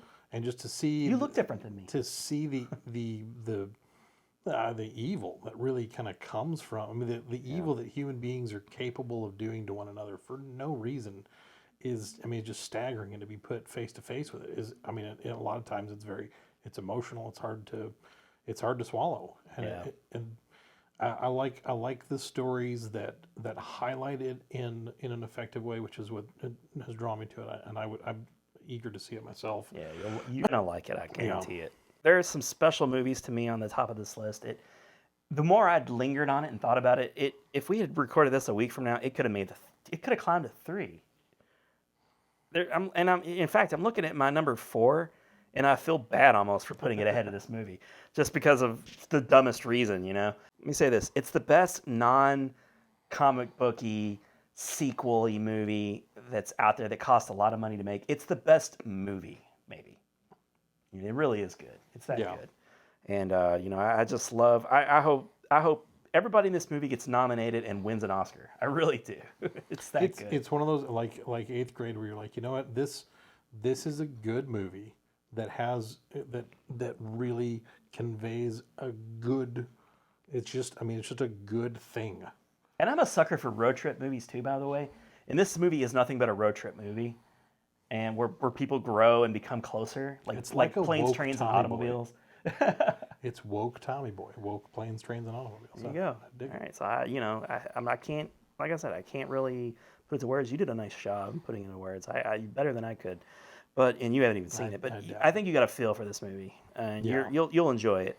I think I'm pretty certain had I actually had a chance to see it, had I made myself make time to go see it, which I should have, but if I had, I know it would have been high on my list as well. And honestly, too, it was previewed in a way in trailers that I felt like, this movie. Yeah. You know what I mean? Like, didn't do it justice. The white guy and the black guy, they're going on a road trip together, and they're going to be friends in the end. Like, it really didn't do a lot of favors. It's not the kind of movie that can, because you've seen what you think this movie is so many times, and in a way it is that movie, and in a way it's not. So, I recommend it. It's my number 5. Hey, when I was in the Army, I know a guy from Pittsburgh. Except he called it Titsburg. But he said all the women there had huge tits. That's absurd. Why would women in Pittsburgh have larger breasts than, say, women in New York? Guess we'll find out, huh? What do you got for number 4, sir? All right, number 4, and I have a feeling that that we're going to get into some overlaps here. Yeah, it's going to start going faster, I think. Number 4 for me is Spider-Man Into the Spider-Verse. Yeah, I got that one. It's the best animated movie of the year for me. Easily the best. I mean, it was. There were so many things about it that were just so good. I mean, the animation style was. I mean, we've talked about it extensively already. Yeah. And everything about it, which actually it was funny when I was looking this up. The guy that plays Don Shirley, and I don't know how to pronounce his name. Yeah. He was the voice of Uncle Aaron. That was Uncle Aaron? Yep, he was Uncle Oh Aaron. my God, I love this guy. So, hey, doubled up. Double down. You know. Having another good year. I also, when you were talking about The Incredibles, Craig T. Nelson, I meant to mention then, Craig T. Nelson also had 2 movies that came out this year because he was in Book Club as well. You mean Whimsical Font? He was in Whimsical Font, the movie. Good for him, man. I always Craig liked T. Nelson. Coach. Busting out a couple of movies just like this guy. But Spider-Man Into the Spider-Verse. That guy deserves to be a household name. I need to get to know him. Yeah. It was great. I mean, because we had the first Spider-Man trilogy with Tobey Maguire. Yep. We had a couple more with Andrew Garfield.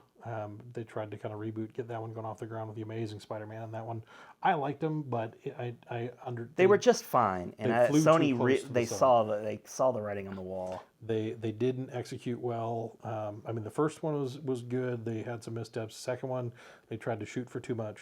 Yeah. And that really did them in. They really shouldn't have tried to build the universe. No, and then I mean, honestly, I mean, as much as I really genuinely enjoyed, because that was a huge Spider-Man. I mean, my 14th birthday was a Spider-Man birthday. Oh, nice. Spider-Man plate, Spider-Man cake. Yeah. I mean, like I got Spider-Man stuff for my birthday. Like, nice. I'm, it's when I was like, hey, I was 14, and I was getting Spider-Man stuff for my birthday. Like, I was all about Spider-Man. Was my favorite one. I wanted to be Peter Parker. Yeah. I may have dressed up even as an adult like him. I don't know. There may be pictures on the. It's a possibility. I don't know. But I'm calling your mom. There may or may not be. I mean, there's a lot of incriminating evidence out there. Like if you wanted to embarrass me on any number of things, it would not take you. There could be a 2-minute video somewhere out there of you dressed as Spider-Man eating an entire Spider-Man cake. There might be a video of me dressed like Buddy the Elf singing out at the summit. I love you. I love you.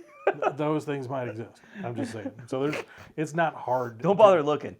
No, it's not hard to embarrass me. I do it for free most days. I give it to you. But silver platter. I am a dedicated lifelong Spider-Man fan, and I love that we got a really genuinely valid Miles Morales Spider-Man. Well, hang on, you skipped over the Tom Holland Spider-Man though. Oh yeah, we had Tom Holland Spider-Man too. Yeah, and that was great. He honestly is my favorite iteration because I feel like he really embodies the awkwardness of the character and the youth of the character. Yes. And it's not the worst thing in the world that Marissa Tomei is Aunt May. That's fine by me as well. It's a good thing. She's better than Sally Field and the old lady from the first one. They got younger and younger. Everybody just got way younger. Spider-Man's going to be a baby. It's baby Spider-Man, and Ariana Grande is going to be Aunt May. Yeah. Okay. I'd be okay with that after seeing some of her SNL stuff. Yeah. So it works. But yeah, this movie felt pointless to me after the success. I was like, why is Sony doing this? And like the animation style is stunning. Like I'm looking at this, I'm like, this just looks good. I want to see this just because it looks amazing. And what I appreciate from Sony, again, from a behind-the-scenes perspective, and I'll throw out another one of my honorable mentions. So now I'm down to 3 honorable mentions. After this, Venom was on my list, and that almost made my top 10. Yeah. One of the things that I appreciate what Sony's doing, because right now with Sony and Marvel being locked in with Tom Holland as Spider-Man, they have the rights to Spider-Man. Yeah. And those are incredibly lucrative. And Sony is not a studio that has been known in recent years for really capitalizing well off things that they have.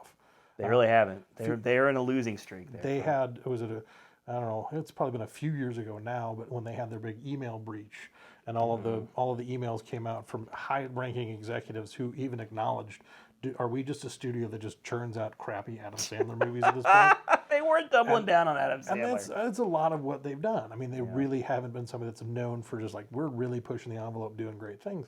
Yeah. But they have Spider-Man. And so without being, because a lot of people ragged on Venom for, it's not the origin story. It's like, you can't do the origin story of Venom in actuality without bringing in Spider-Man. Yeah. And you can't do a Spider-Man movie because he's locked up with Marvel. Right. So what do? Well, we can capitalize on Venom. We can make a great Venom movie, and we could do that if we just change it a little bit. And same thing with this, like let's take Spider-Man and let's just do something else with Spider-Man. Yeah. And what they did with both of those movies, in my opinion, even more so with Into the Spider-Verse, is they did it so well. I mean, they had great voice actors. The animation was amazing. The story was compelling. Everything just really. And the story. I mean, like it's an animated movie. I took my kids to see it. They loved it. But there was at the same time as this beautiful movie is playing out before you. That's fun. It's engaging. There's a lot of heart to the movie too. You know, when Miles Morales is. I mean. You get the insight that he knows who his uncle is before his uncle knows who he is. Mm-hmm. And then you have that moment where they have the overlap and he loses his uncle. And it's like, and there's... that moment when he sees him and he like very gently like slips the mask back over Miles's head only to be, brutally murdered right after. It's heartbreaking, man. There were so many things that, again, Jake Johnson. Jake, I never knew I wanted Spider-Man in sweatpants so much. Oh, he's such a slob and just doesn't give a damn. I loved because he was such a great, you've got this Chris Pine voicing this Boy Scout Spider-Man to begin with. And then you have this alternate version where his life has just gone awry. Mary Jane left him. He lives in a small studio apartment where he's just eating pizza. Cold pizza. Yeah. Like he doesn't even care if it's still good. As he's being warped into an alternate universe, he's still worried about his pizza. Yeah. And it's like, and even the joke where he's like, this place closed, the restaurant, the diner where he gets the cheeseburgers. This place closed in my universe like 5 years ago. Yeah. He's just so excited to get a cheeseburger. He just wants to eat. I'm trying to think what character he like reminds me of, but he's just this like, he's Spider-Man, so you love him, but he's not really a good person. He's not a clean cut. He's not a bad guy. person. No, he's not a bad guy. I don't want to give you that impression. He's a normal guy. He's just a guy who's like, I don't have all my stuff together anymore. Like, everything that I thought was gonna go one way kind of. He wears sweatpants through most of the movie. He does. He's just going like, you know what? He's got the gut. I'm just gonna do this. It's like this is never gonna roll. And that may be why I could relate to him. Like, this is this. If I was Spider-Man, this guy makes Spider-Man more accessible to me. I wear sweatpants around the house too. Like he's saving the world in sweatpants. Like I could probably pull this off if this is okay. He's like, yeah, I can do this. Dude, his relationship with Miles is so beautiful. Oh, it really was. God, you really can feel how much they cared for each other at the end of that movie. It was fantastic. It was. It's so satisfying. And when Miles becomes his version of that's what it is. It's all about being the best version of you. Yeah. And his uncle told him before he dies, you're the best of us. You're the best of all of us. And in his universe, he was this streetwise smart kid who like he tagged, and his dad got on him for like sticking his stickers everywhere, and he would make him take them down. His relationship with his family was very healthy. And I love the scene where all the Spider-Mans are together. And they're like, this is my tragic moment. Yeah. And Miles' tragic moment, I don't think had happened yet. So, that had not happened yet. So, they all have their tragic moment. Like, well, for me, it's Uncle Ben, Peter Parker. For me, it's my best friend. It's Peter was my best friend, and he died in my arms. And for me, it's, like, whatever. Like, my father died, and he embodied this robotic thing. Like, everybody had their own version of their tragedy. So, Miles was yet to experience his, and then it happened. And he kind of grew and became, like... But that was beautiful too, because he's just a kid, and he's stuck between wanting so hard to be special and to be the Spider-Man, and he just can't. And it was real touching when they all kind of like let him off the hook. Yeah, they're like, we really appreciate you being the guy that's like, I can handle this, and we can all go back to our universe, our parallel universes safely, but you're gonna die. Yeah. And then, like Sweatpants Spider-Man decides he's going to be the guy. I just want to call him Sweatpants Spider-Man. Sweatpants Spider-Man. I want that movie, the solo movie. So I was very confused about what this movie was going to be, because Miles Morales is like the current, I think, like popular Spider-Man. It's been a while now. And he was even hinted as a thing in the new Spider-Man movie. Because, Donald Glover was Uncle Aaron, basically. Yep. And, so you're like, oh, we might get a Miles Morales. And I wasn't annoyed that there was like a black kid Spider-Man. Like I didn't understand comic books. now I understand. Like, there's the multiverse, and you're not just having a black kid Spider-Man for the hell of it, just for diversity's sake. He's just that Spider-Man, and that's how comic books work. And I'm like so into it now. It was and it was fun the way how they. I mean, bringing Nick Cage in for Spider Noir. That was fantastic. In his like old timey saying. He's like it was so Spider great. Ham, John Mulaney. John Mulaney. Peter Porker. Peter Porker. He was one of my kids' favorites. Oh, the great line in all the trailers, like, do animals speak in this dimension? Because I don't want to freak him out. He holds the hand, it was super wet. It's like, I just washed it, that's why it's so wet. Oh my God. But it was, they hit on so many, like, because it could be serious. And you got this this sped up version of each of their like stories. Yeah. And that never got old. And like that so many times that would have been so annoying to me. But they nailed it. I mean, they really is like, okay, here, every iteration we're going to give you a little bit smaller. Like, oh, here's your singular pill. Take this, and now you know this guy's background. Now you know this. And they nailed it over and over and over. It's like, it was so well done. I mean, everything about it. I mean, that's and I think that's why I'm like, with Aquaman, it's like that was the big thing. It's like James Wan. I know James Wan's a capable director. Yeah. I'll make a visually stunning universe. Sure. I'm like this one. That was the thing. It's like this one's visually stunning and it's really good too. Like, the story's good. Yeah, and that's a good point because this movie was one of those like Rotten Tomato 100% kind of deals, and like one by one, my friends were seeing this and going, "It's good." Yeah. They're not telling me anything new, but it's not like I wanted somebody to come back and go, "It's all bullshit." It's not that good. So I went into this movie like with high expectations. I was already interested in it because of the way it looked was stunning. But watching it, I'm like, damn, this movie's good. Like I had high expectations, and I'll be damned if it didn't exceed my high expectations. And that's no small miracle. It was a great animated movie, and it was a great movie. Yeah. That's the thing, is like I love the moment when they've relieved him of his duty and he doesn't want to give up yet. Yeah. But it's kind of like he doesn't know what to do, so he goes to see Aunt May, voiced by Lily Tomlin, which I loved. She was great. She's like, and I love her response. Is like, I was wondering when you were going to get here. Like, she was waiting for him. I was like, okay, then he has his montage, and it's just like, okay, now you've come full circle. It's like, this is a whole new franchise. And by the way, her Spider-Man just died. Yeah. So, like the fact that, she's dealing with all this too, like in a real warm and real way, like that's just another layer to this freaking thing. Yeah.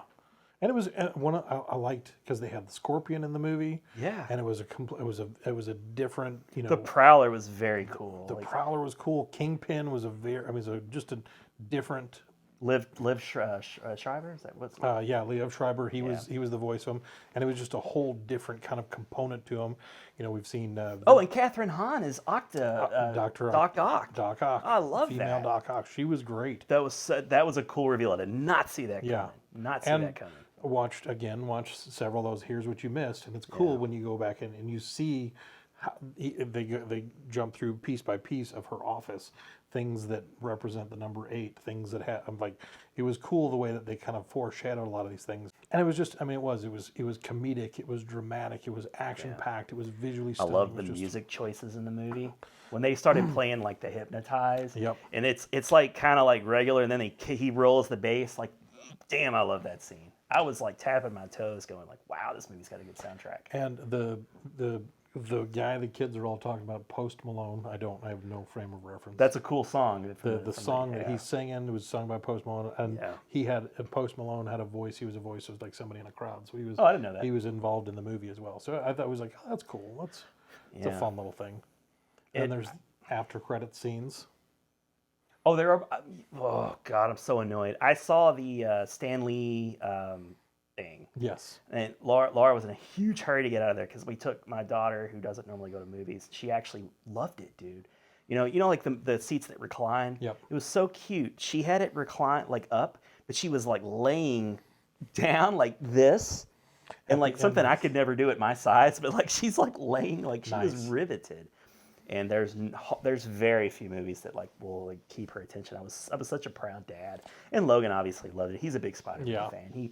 I got pictures of him 2 years old dressed as Spider-Man.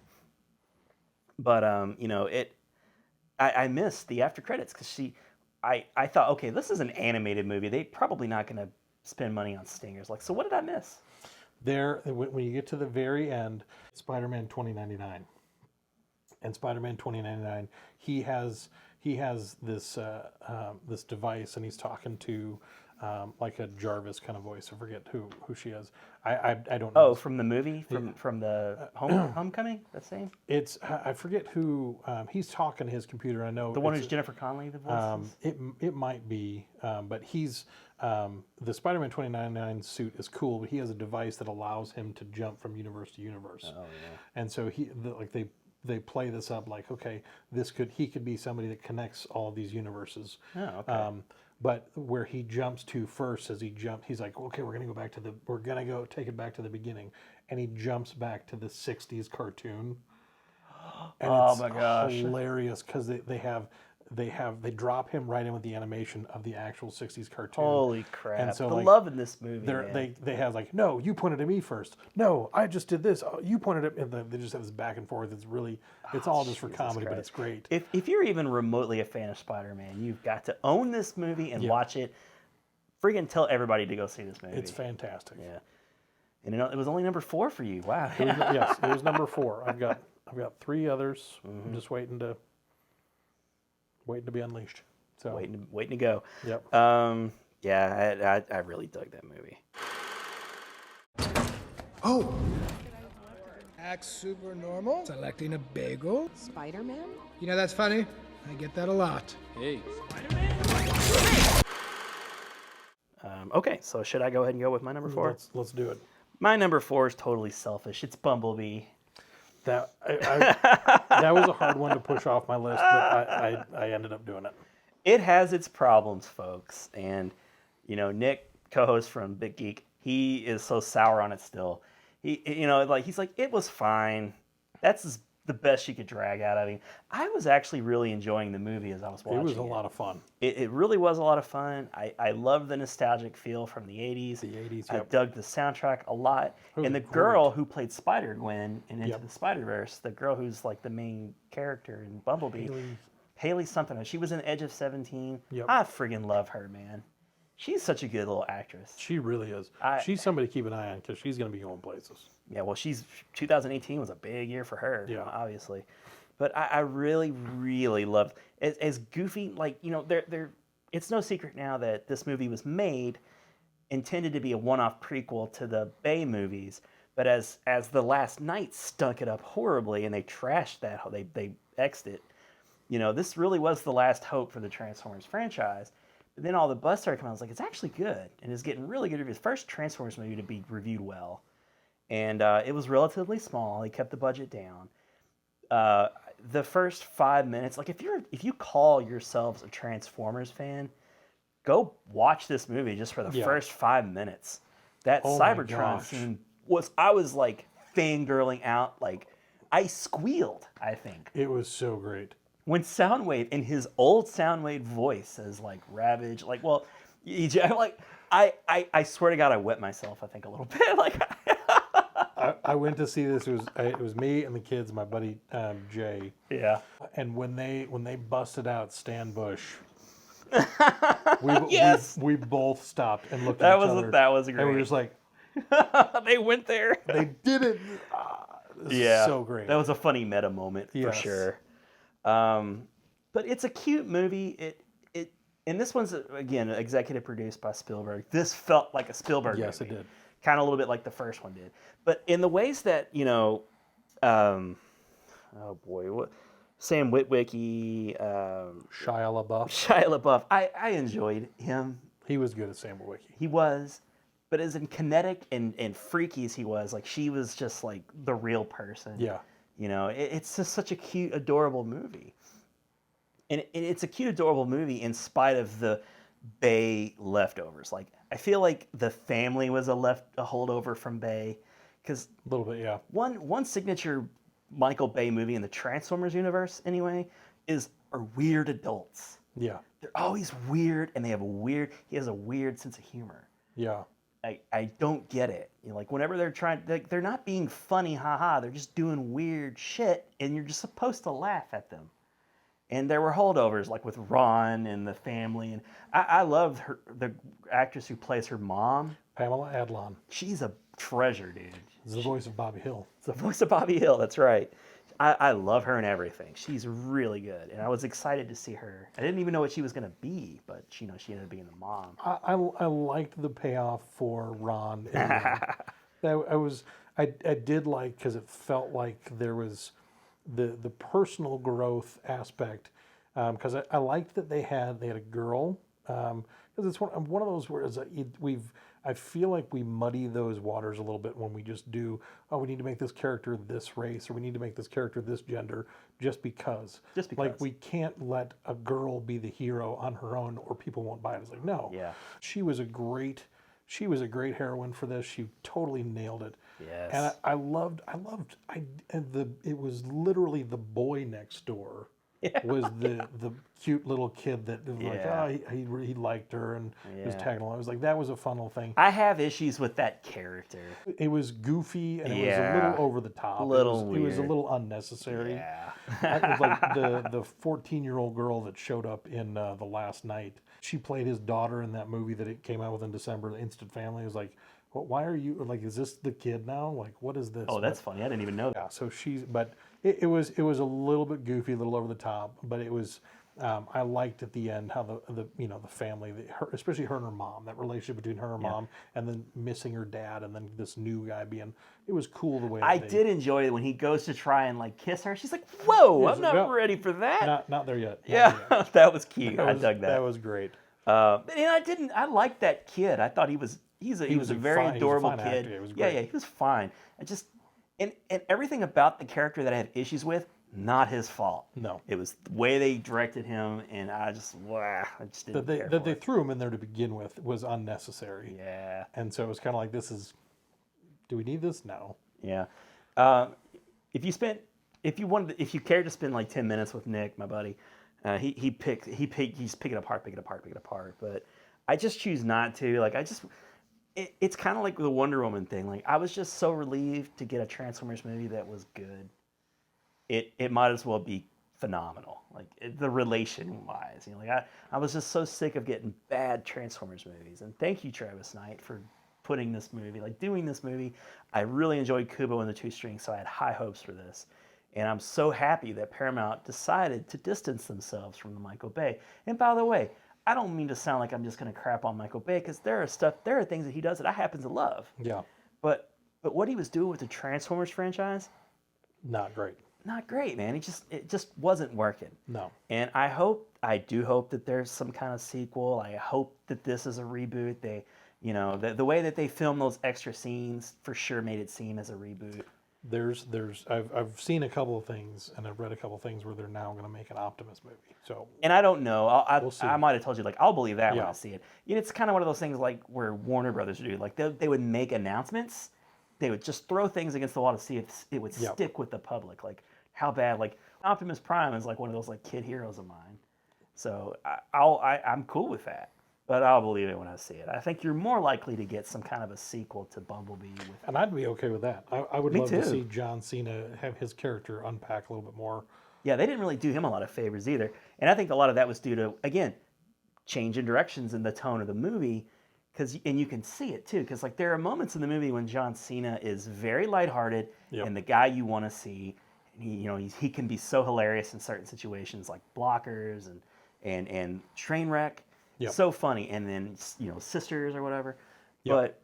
But I feel like they directed him in a way he was supposed to be the heavy bad guy. Yeah. So in the movie, there are moments in the movie when he's very heavy, and then seemingly out of nowhere he's very light, and you can see that difference. Like I don't know how well it plays. Like I'd like to see him again. I'd love to see his character in a second iteration be the guy that.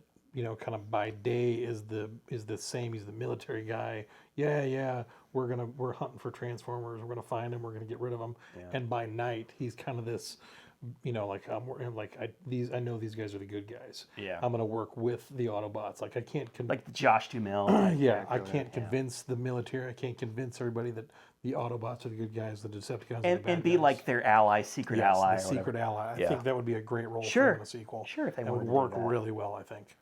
So good decision to distance themselves. And one thing that I just continue to think about is with the success of Into the Spider-Verse, I would love to see Paramount have the balls to just go ahead and make a fully animated feature. Do Transformers as a fully animated. Do a G.I. Joe movie as a fully animated. Yeah. Hell, even do your Transformers G.I. Joe movie that they were talking about doing. Like, make it fully animated, because that's the first 5 minutes, again, even Nick will say, like, damn, that was awesome. It really was. You're like, oh my gosh, this is everything that I'd want to see. This is all I ever wanted to see going back to 2007. They gave it to me. And then they get to Earth and things slow down, and it's great. I really did enjoy it. Like I say, it's like I feel silly for having it in my top 5 when there are other like more serious movies, but screw that, man. It was a good Transformers movie, and that's all I wanted, dude. So that was my number 4. And I will say, just as a side, a quick tangent on that, my plug for Cinemark. Cinemark did a fantastic job with their promotional stuff and I think Cinemark really does the best promotional cups, movie tie-in stuff. Because I got the Bumblebee cup and I got the Bumblebee pop. I got the Into the Spider-Verse cup from there. And they did it. I mean, it was like I wanted that bucket too. It's like this is good point, man. Good point. Cinemark, because like other places will do like the plastic screen print. Yeah. Hey, we're gonna charge you $20 for a cup. And Cinemark really nails it. Yeah. So if you want to send us free stuff, give us some free tickets. Cinemark, the best place to watch movies. If I'm watching a movie, it's at Cinemark. I feel like Wayne's World now. It's so sad. It's like people just do things for money. Well, it certainly does suck. It's an inside joke. It's a Wayne's World joke.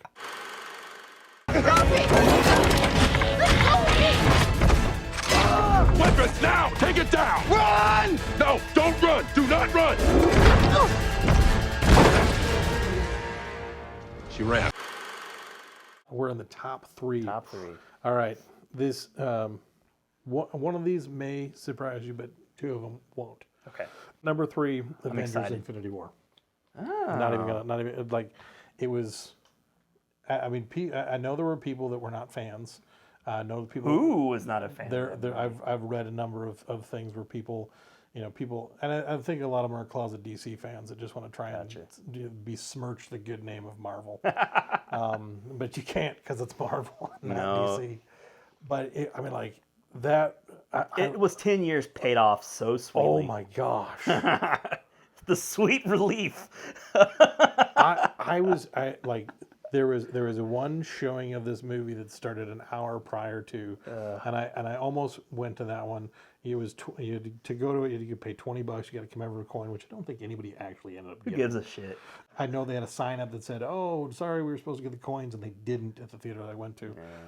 But my showing started at 7 o'clock Thursday night. It was the second showing you could go to for this. And I stood in line to get my popcorn and to get my special cup and my special It means a lot to us, doesn't it? It does. I'm a hardcore movie fan. I need my movie swag. Gotta have it. And I will spend stupid money to buy these things. I don't care. I don't either.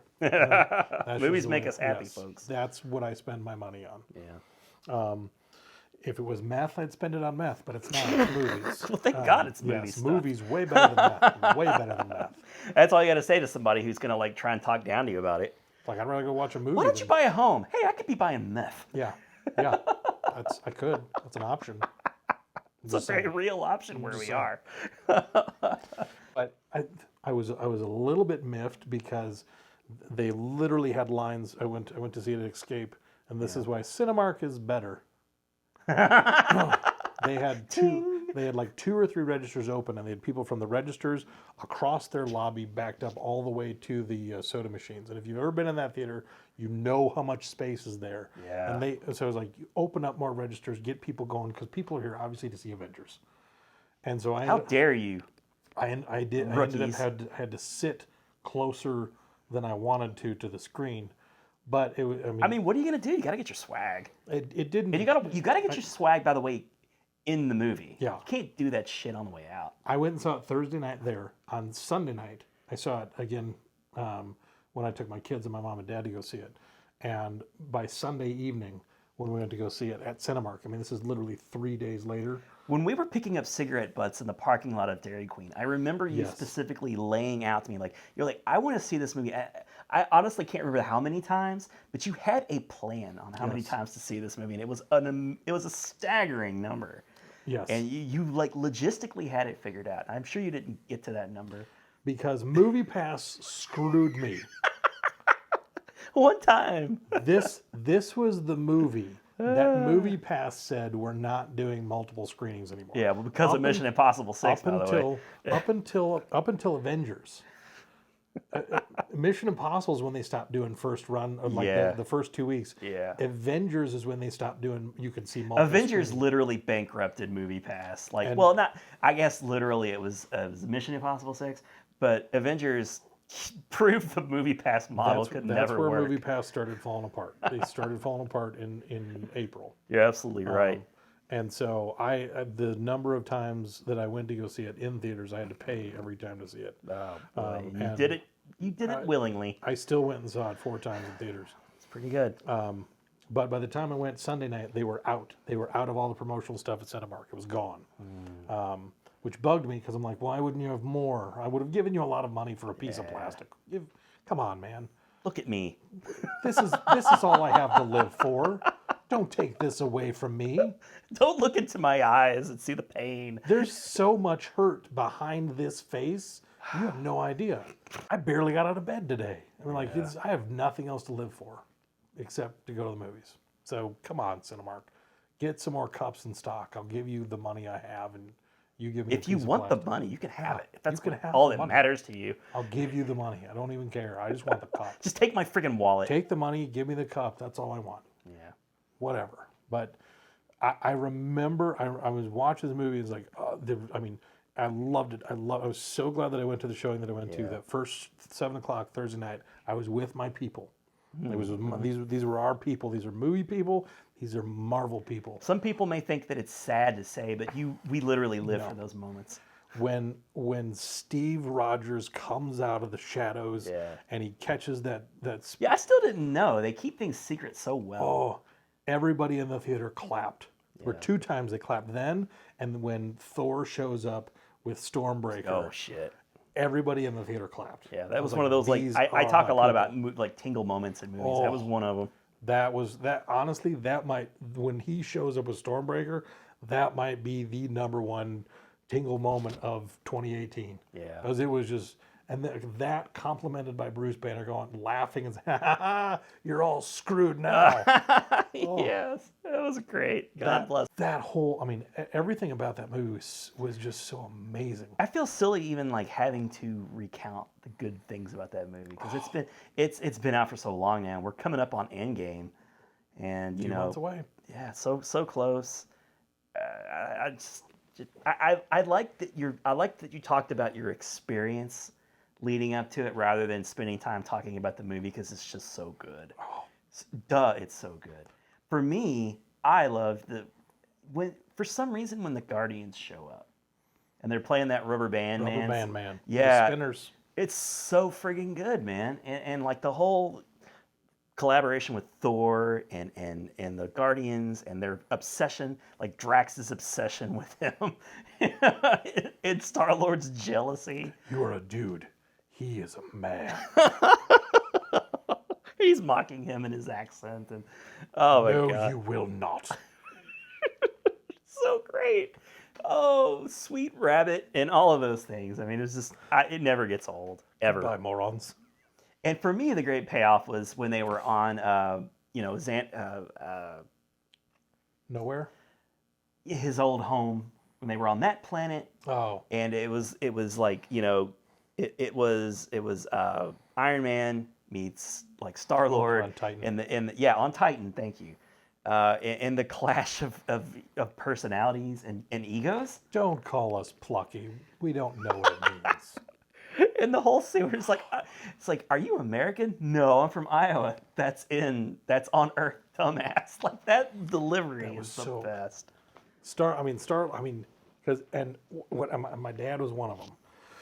After that movie came out, everybody was hating on Star-Lord. I know, yeah, and I wasn't. It drove me nuts because I'm like, okay, how did you guys miss this? How did you miss this? Literally like 10 seconds ago, Doctor Strange is having his, super sorcerer cosmic seizure, moment. Yeah. And he's seen 14 million different ways in which this plays out. Yeah. So you know, okay, what he's going to do is he's going to let events unfold in the one way that they can possibly beat Thanos. And they're like, oh, you shouldn't have done this because Star-Lord screwed it all up. They were about to get the glove. I was like, no, that's not the one way where they actually win. You might have thought, oh, if they get the glove off, then they win. It's like, and not to mention, Thanos just destroyed his world when he found out that he murdered his daughter to gain access to this stupid-ass stone, this Infinity Stone. I mean, how could you not be Star-Lord in that situation? Like, you're going to think rationally.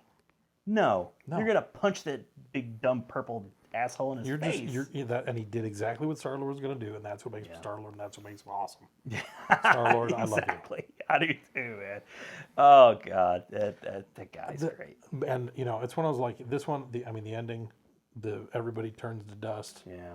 That's when I'm like, if you haven't seen it, I'm sorry. Oh my God! And Tony Stark and Spider-Man. I can't rip your freaking heart out. I can't. James Gunn got on Twitter and replied because when he disappears and he says he's saying I am Groot. Yeah. People asked him what is he saying, and I got so mad at James Gunn because like you cannot do this to me, James Gunn. You can't.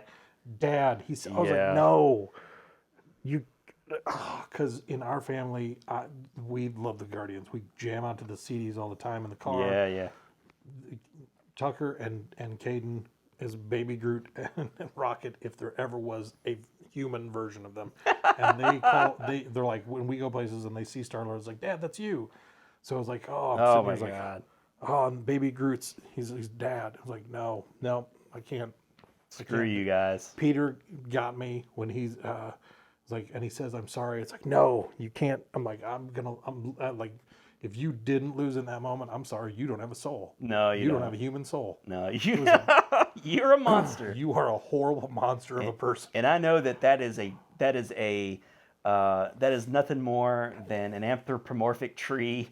I don't care. And a sentient raccoon. And like all those characters are people to us by now. So they spent a decade getting us to love these CGI characters, and we did. And they wiped half of them out.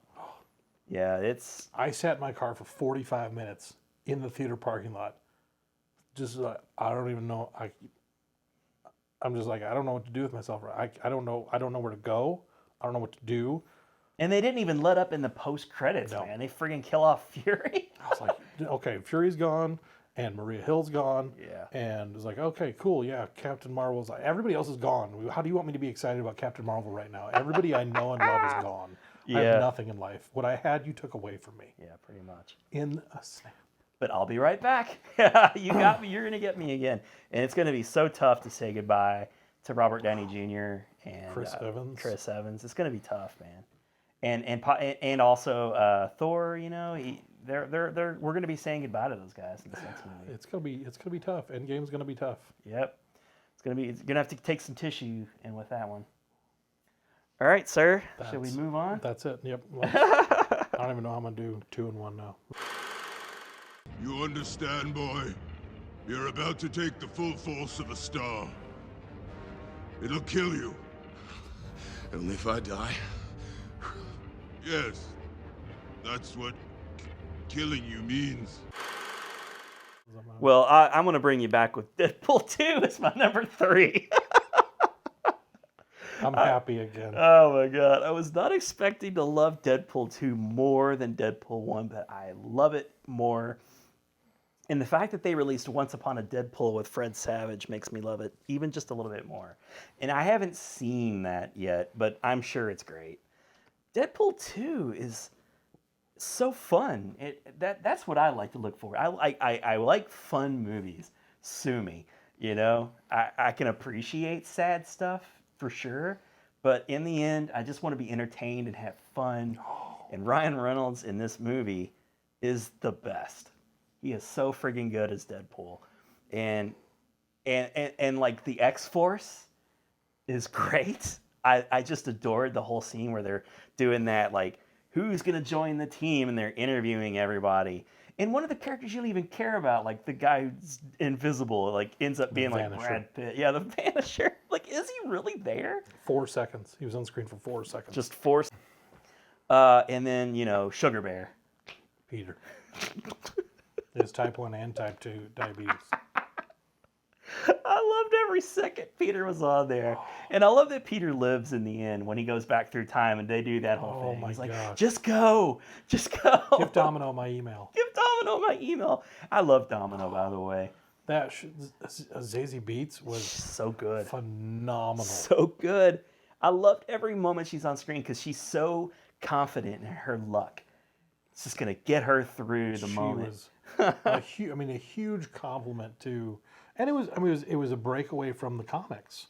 I mean, they changed the dynamic because in the comics, Domino is pale white, and she has a dark.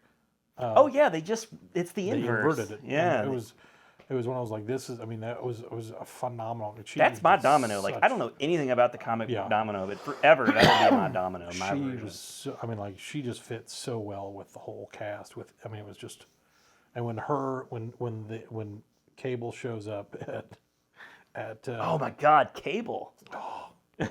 Josh Brolin's so friggin' good. Thanos and Cable. Thanos is the one destroying our world, but Cable's putting them back together. Cable's putting them back together. I loved his character too, because like, you know, you knew by the end they were going to be buddies. And Jesus Christ, the scene where they like fight side by side, and they're just like murdering those like only best friends execute pedophiles together. I love that line so much. It's so great. More fun X-Men hijinks, you know, like where they're in the X-Men mansion and they have the scene where they close the door. Brilliant. I love that so much. The kid, I really enjoyed the kid. It's like, is that an invisible rope? It's like this is the bad guy, but like he's so cute Don't say and legs. adorable. You dick. The Juggernaut. Juggernaut was cool. I know I have friends who really had issues with Juggernaut. They didn't like his look. I thought it was cool. I mean, how are you going to do Juggernaut? When you've been given Vinnie Jones as Juggernaut, and I love Vinnie Jones. Yeah. Vinnie Jones is great. I'm Vinnie the Jones, Juggernaut, bitch. She's not the Juggernaut. No, not even close. For that to be his iconic line, like, no, I'm sorry, you're nowhere close to the Juggernaut. Yeah. And this weird little foam hat you have on that makes you like, no, I don't even know what that is. Juggernaut's got to be Juggernaut. He's got to be huge. This was the Juggernaut. And you got to have to CG his ass. And it was great. He was voiced by Ryan Reynolds. Yeah. I didn't realize that until afterwards. Yeah, it was great. That's my legal given name. Fuck shit up. And they're doing that slow motion like jog, and they're panning from like, you know, Cable to Domino to Deadpool to his little skinny ass. Brown Panther. And he's like spits, and then they're playing that great song. Oh my God, that was not a tingle moment, but like I'm feeling so good in my skin right now. Like this is joyous. It was so good. And I love that he got to run over the friggin' one guy at the end, the guy that they were trying not to. He even runs like a pedophile. So great. Deadpool 2, like you know, I still need to catch the longer version. Yeah, I haven't seen it yet. I still have that wonderful little nugget sitting in my back pocket. If I'm feeling blue one day, I can just pop that in and watch it. So it's great. And you know, like I said, Once Upon a Deadpool, I'm looking forward to seeing that. Yeah. I'll be curious to see like if it's palatable for a kid, like my kids age to see it PG-13, how that'll look. It's because I meant to go to the theater to get to see it. I had several that I wanted to see in December. You only had 2 weeks too. That was the thing. It was at 12. It was the 12 days of Deadpool. Started on the 12th and ended on Christmas Eve. And I think because I was looking, I was going to try and go see it on Christmas Eve in the evening, and it wasn't showing anywhere. So I don't even know if in every market if it stayed out for the full 12 days. Good point. Yeah. So if they did it, you know, with maybe just one showing a day. Yeah, it was not dominating several theaters. It was probably one at best in most. It might have added like an extra million to its overall cume. But it was, I know a lot of people complain because, you pulled out all the stuff that makes it Deadpool. And it was like, because Ryan Reynolds makes it Deadpool. He's the spirit of Deadpool. That's, everything about it, because, there's a part of me that feels like I should be embarrassed to say this, but I'm not. If there was ever a movie that changed my life, it's Deadpool. I know how much you love legitimately Deadpool. is. I mean, like, I'm. Are you not wearing any Deadpool clothing? Or is the band it? I have that. My shoes are Deadpool. Okay. This is the number one Deadpool fan right here. Ryan Reynolds, send this guy some Deadpool stuff. My new Deadpool slippers are in the car. I could be wearing those. Chimichanga. Chimichanga trunks. I have a lot of stuff that I own is Deadpool themed, but I mean, Ryan Reynolds. If there was ever, there's a lot of guys like, oh, this guy was born to. It's like if there was ever, He was born to play Deadpool. He was born to play Deadpool. I used to think he was born to be. Well, gosh, what was the movie that he started out in? Where Van Wilder. He was born to be Van Wilder. I thought maybe that would have been it, but he's Deadpool. It's I mean, like everything. He involves himself so much with it. The marketing, the marketing, the writing, there's just every part of it, and it's great because he takes superhero movies, which we all know and love, and he kicks it up a notch. Yep. I don't know what it is that I love about that breaking the fourth wall. If it's just like, because I love movies as much as I do, this makes me feel like I'm invited in even more. Oh yeah, that's the beauty of the fourth wall. Ferris Bueller knew it. Very few people do it effectively, because so many times people do it and you're like, shut up. You know, like you can't break the fourth wall. It's like I don't care what you have to say. Stop addressing me. You're like that weird waiter that comes over the table and like crouches down. It's like, hey, how are we doing today, guys? Like, oh, that guy, that like, friggin' no, guy. You're not like, my friend. That's the guy that breaks the fourth wall the wrong way. It's like, you know what? How about you dance for me, monkey? How about I throw pennies on the floor and you bring me appetizers. I'm gonna throw nickels at your feet. Fling them at your face. You piece Here's of crap. dimes. I want some appetizers. That's. You're getting no tip, by the way. No tip. And by the way, you still got to serve me. Yeah. And I can tell if people spit in my food because I've had everybody spit in my food. Don't spit in that cop's burger. You know. It's for a cop. Why would you say that? But yeah, Deadpool 2 it's in true Ron fashion to measure how much I love it. I've watched it a dozen times probably, and no matter how many times I've seen it, no matter what point in the movie it ever comes on cable, no pun intended, I'm gonna freaking watch it a million times. It's still gonna be funny to me. So that's my number 3. What's your? Donde está la biblioteca? You think we didn't jump out of the plane because of a light breeze? You're in the shit now, mustache! I'm only yelling to impress the other guys. I never let anything happen to you, Sugar Bear. Laird! Hit it! My number 2. Yep. My number 2. This is one. Had I done this in December, especially the beginning of December, this one would not have been on the list. It was not on the list. This was Bohemian Rhapsody. Oh shoot, yeah. Like I wanted to see this, but I haven't seen it yet. Bohemian Rhapsody. This movie. I had a feeling it would be a movie in my top 10 if I had seen it. It is phenomenal. Cool. I would have to say, at best, I was probably a casual Queen fan. Yeah. And most people are. Just from Wayne's World, Bohemian Rhapsody, the song.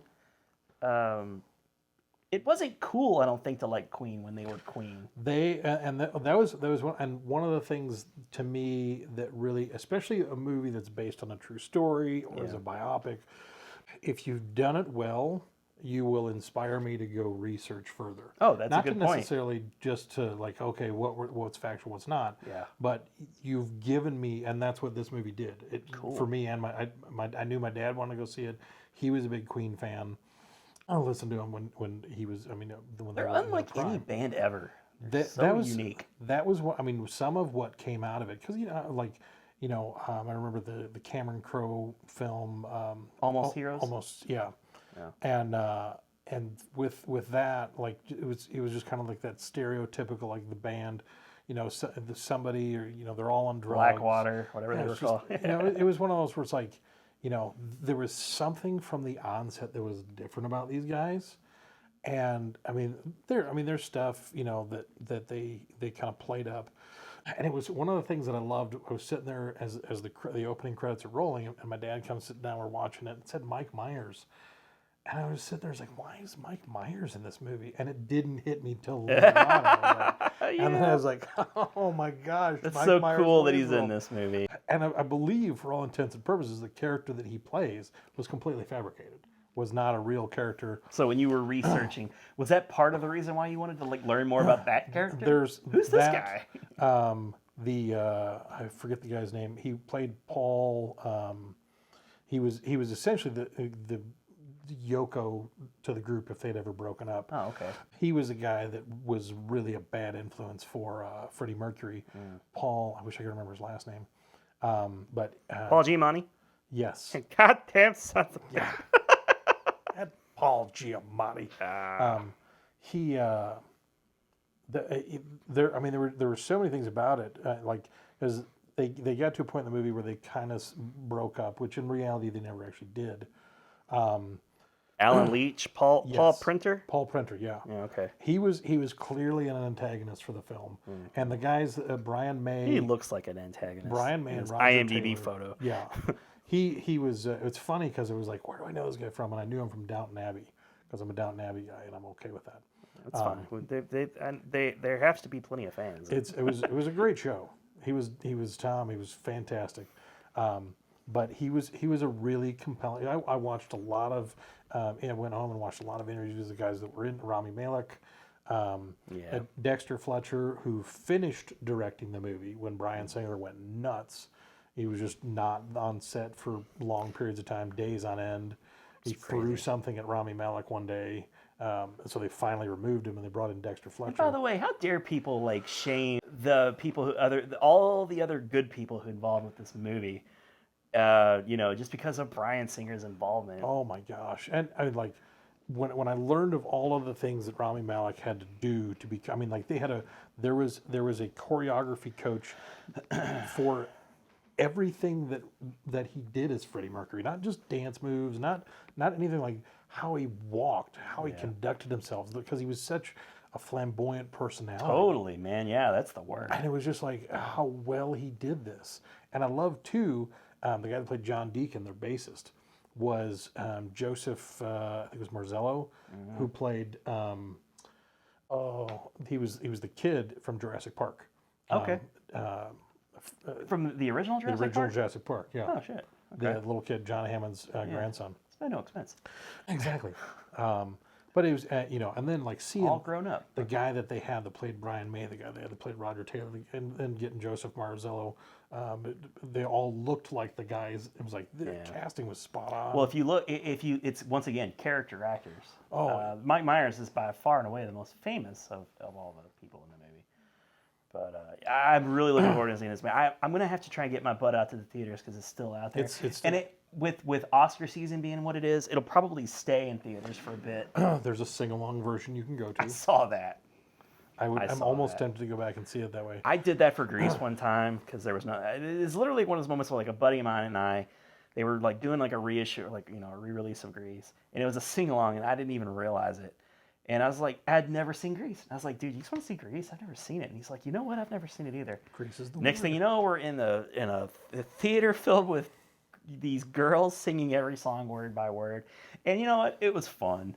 It was fun just being in the theater with all of these people who love it. In that. There's a great they're just huge mega fans. And we just kind of blended in. Like we didn't know any of the words to any of the songs except for like the Grease Lightning. Grease Lightning. Yeah, everybody knows that. But like I didn't know any of this. And Summer Love. Like I had parents who had the records, for crying out loud. But yeah, I feel like that would be a similar. But I like freaking Queen, man. Oh, it's so much. I got my dad the soundtrack for Christmas. Very cool. And it was I've listened to it a number of times myself. Damn, the Highlander theme. That was one that did make. I was the Prince of the Universe. Was great. Oh, Princess of the Universe gets your blood pumping, man. It was, and it was one of the things that I realized in research.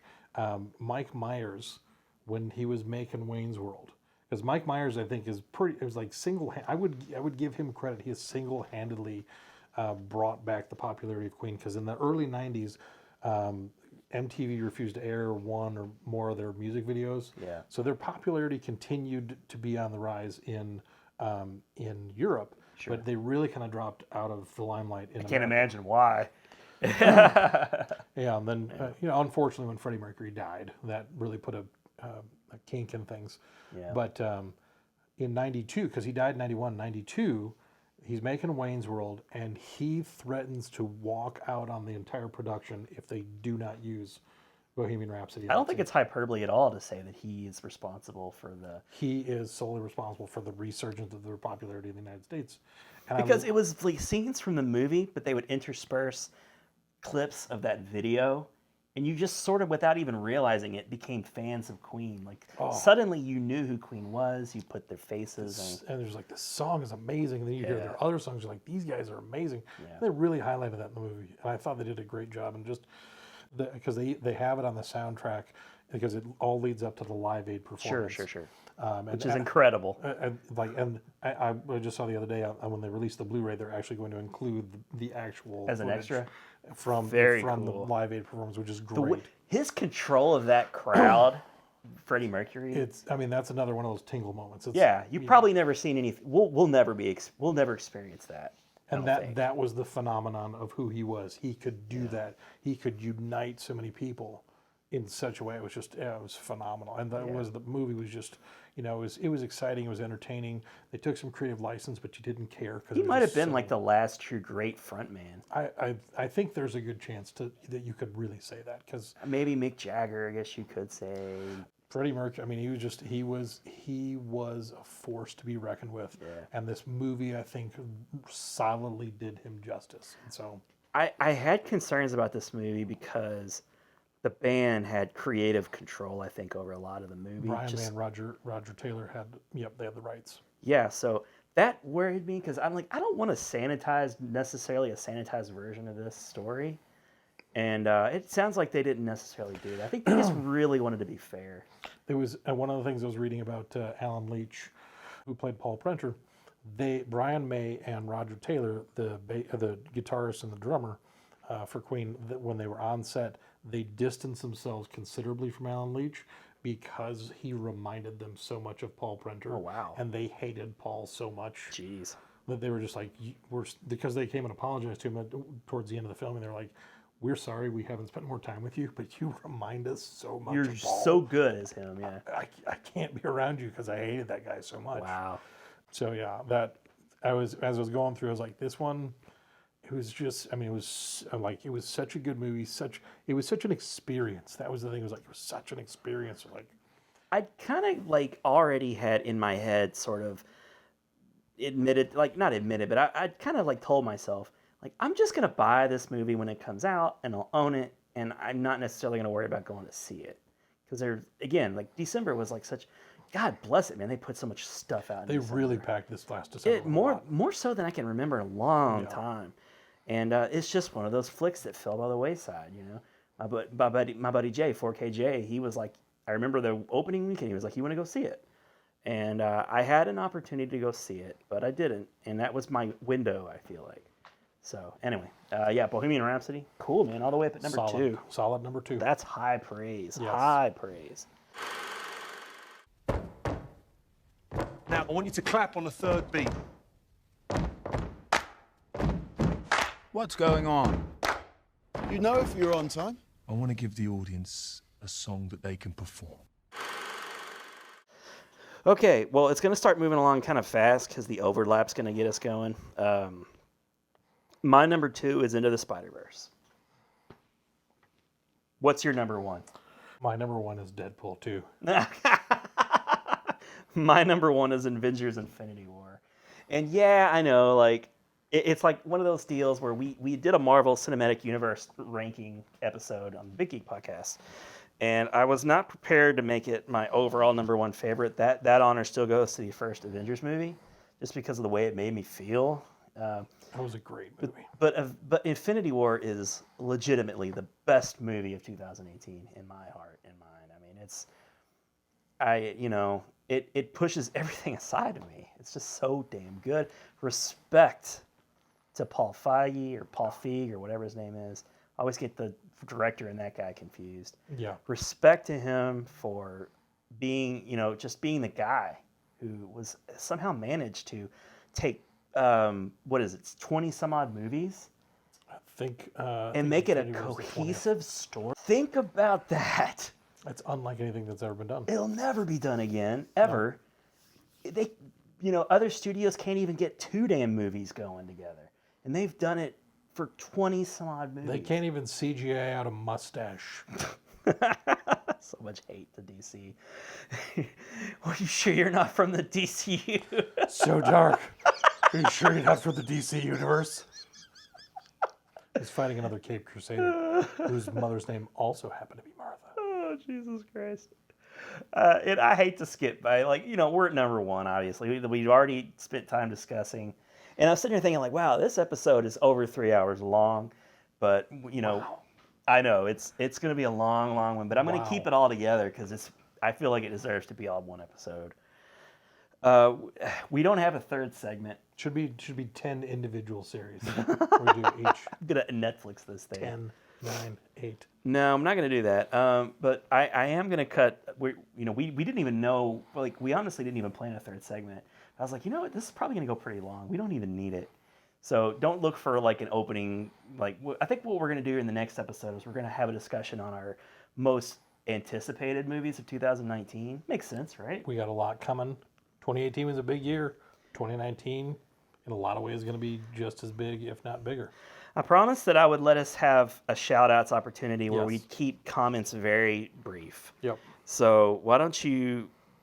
I'll throw out my... This is our shout-out lightning round. Let's see. So I did... I said Venom and Game Night. Those were 2 of my honorable mentions I already talked about. My other 3 honorable mentions, and let's see. You Were Never Really Here. I thought about that one, yeah. Joaquin Phoenix. Joaquin Phoenix, one of those off the beaten path. If you haven't seen it, I do recommend it. It came out so early in the year, I feel like Logan, it's going to get unfairly passed over, and it's forgotten about already. But so much so that I was like, did that even come out this year? It was, because it was in, Peppermint is one of those, and I had my other honorable mention, Equalizer 2, another solid, great film. Fun movie. Denzel, you can't go wrong. Same kind of vein. You Were Never Really Here is grittier and is a little darker. Yeah, oh yeah. But it's what I like. It's the DCU version of.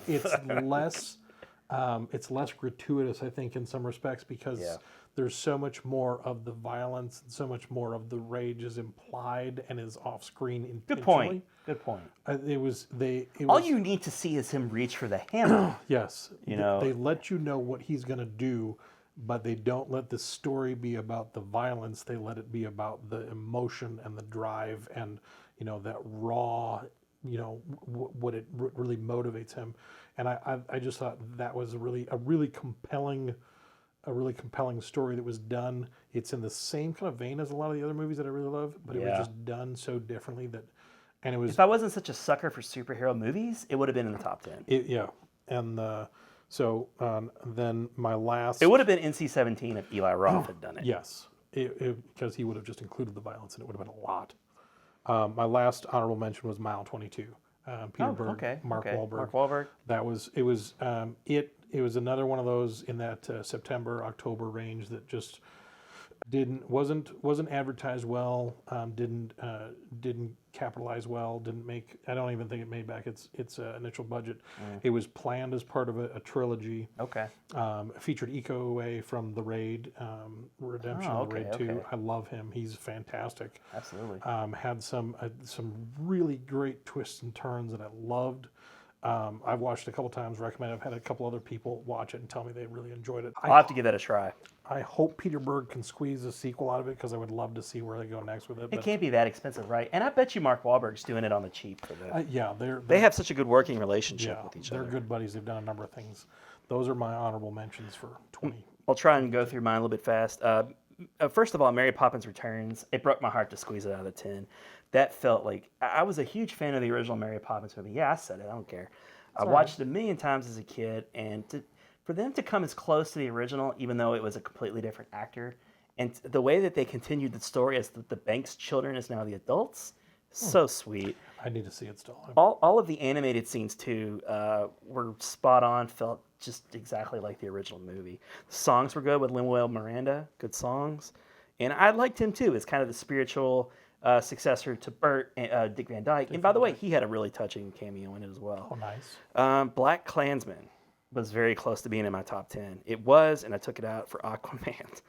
And it's the reason I didn't include it is because I feel like it was Spike Lee is just not subtle, and that's fine. We need Spike Lee's. It's a great movie. Denzel Washington's kid. I joked with you. I was like, 15 years ago, Denzel Washington would have starred in this movie. And I'll be damned if his son is not actually starring in this movie. And he's really good and has all the qualities of his dad. I wanted to see it. That actually drives it even more for me. I highly recommend the movie. It is a little heavy-handed in points, but then again, it undercuts it with really snappy humor because Adam Driver is so good in this movie. I really enjoyed it. It's a crazy movie. It's about a black police officer who becomes detective, and he puts himself in a situation where he he infiltrates the Klan over the phone, and obviously being a black man, he can't be in the Klan, so he takes Adam Driver and recruits him to be who he is in real life, and it's a true story, and what's his name? The actor who plays David Duke is really enjoyable. Topher Grace. I've always kind of liked Topher Grace, but he's just one of those guys that he'll never be a big star. I just think of him too much as Eric. But he'll never drive a movie. The dialogue in this movie and the acting in this movie and the writing in this movie are all top notch. It just, in the end, I don't want to watch it again. It's just. It ends on such a heartbreaking, real moment, and Those are hard. It's not the movie's fault, but you should see it because it's a good movie. Vice was really good. I think it unfairly is being compared a lot to The Big Short because obviously who's in it and who's directing it, and it's done in that same kind of silly way. Like all the scenes with, like, for instance, Margot Robbie in the bathtub. Those are they do those things in this movie, and they're equally as funny and hilarious and sarcastic, and that is a great movie. And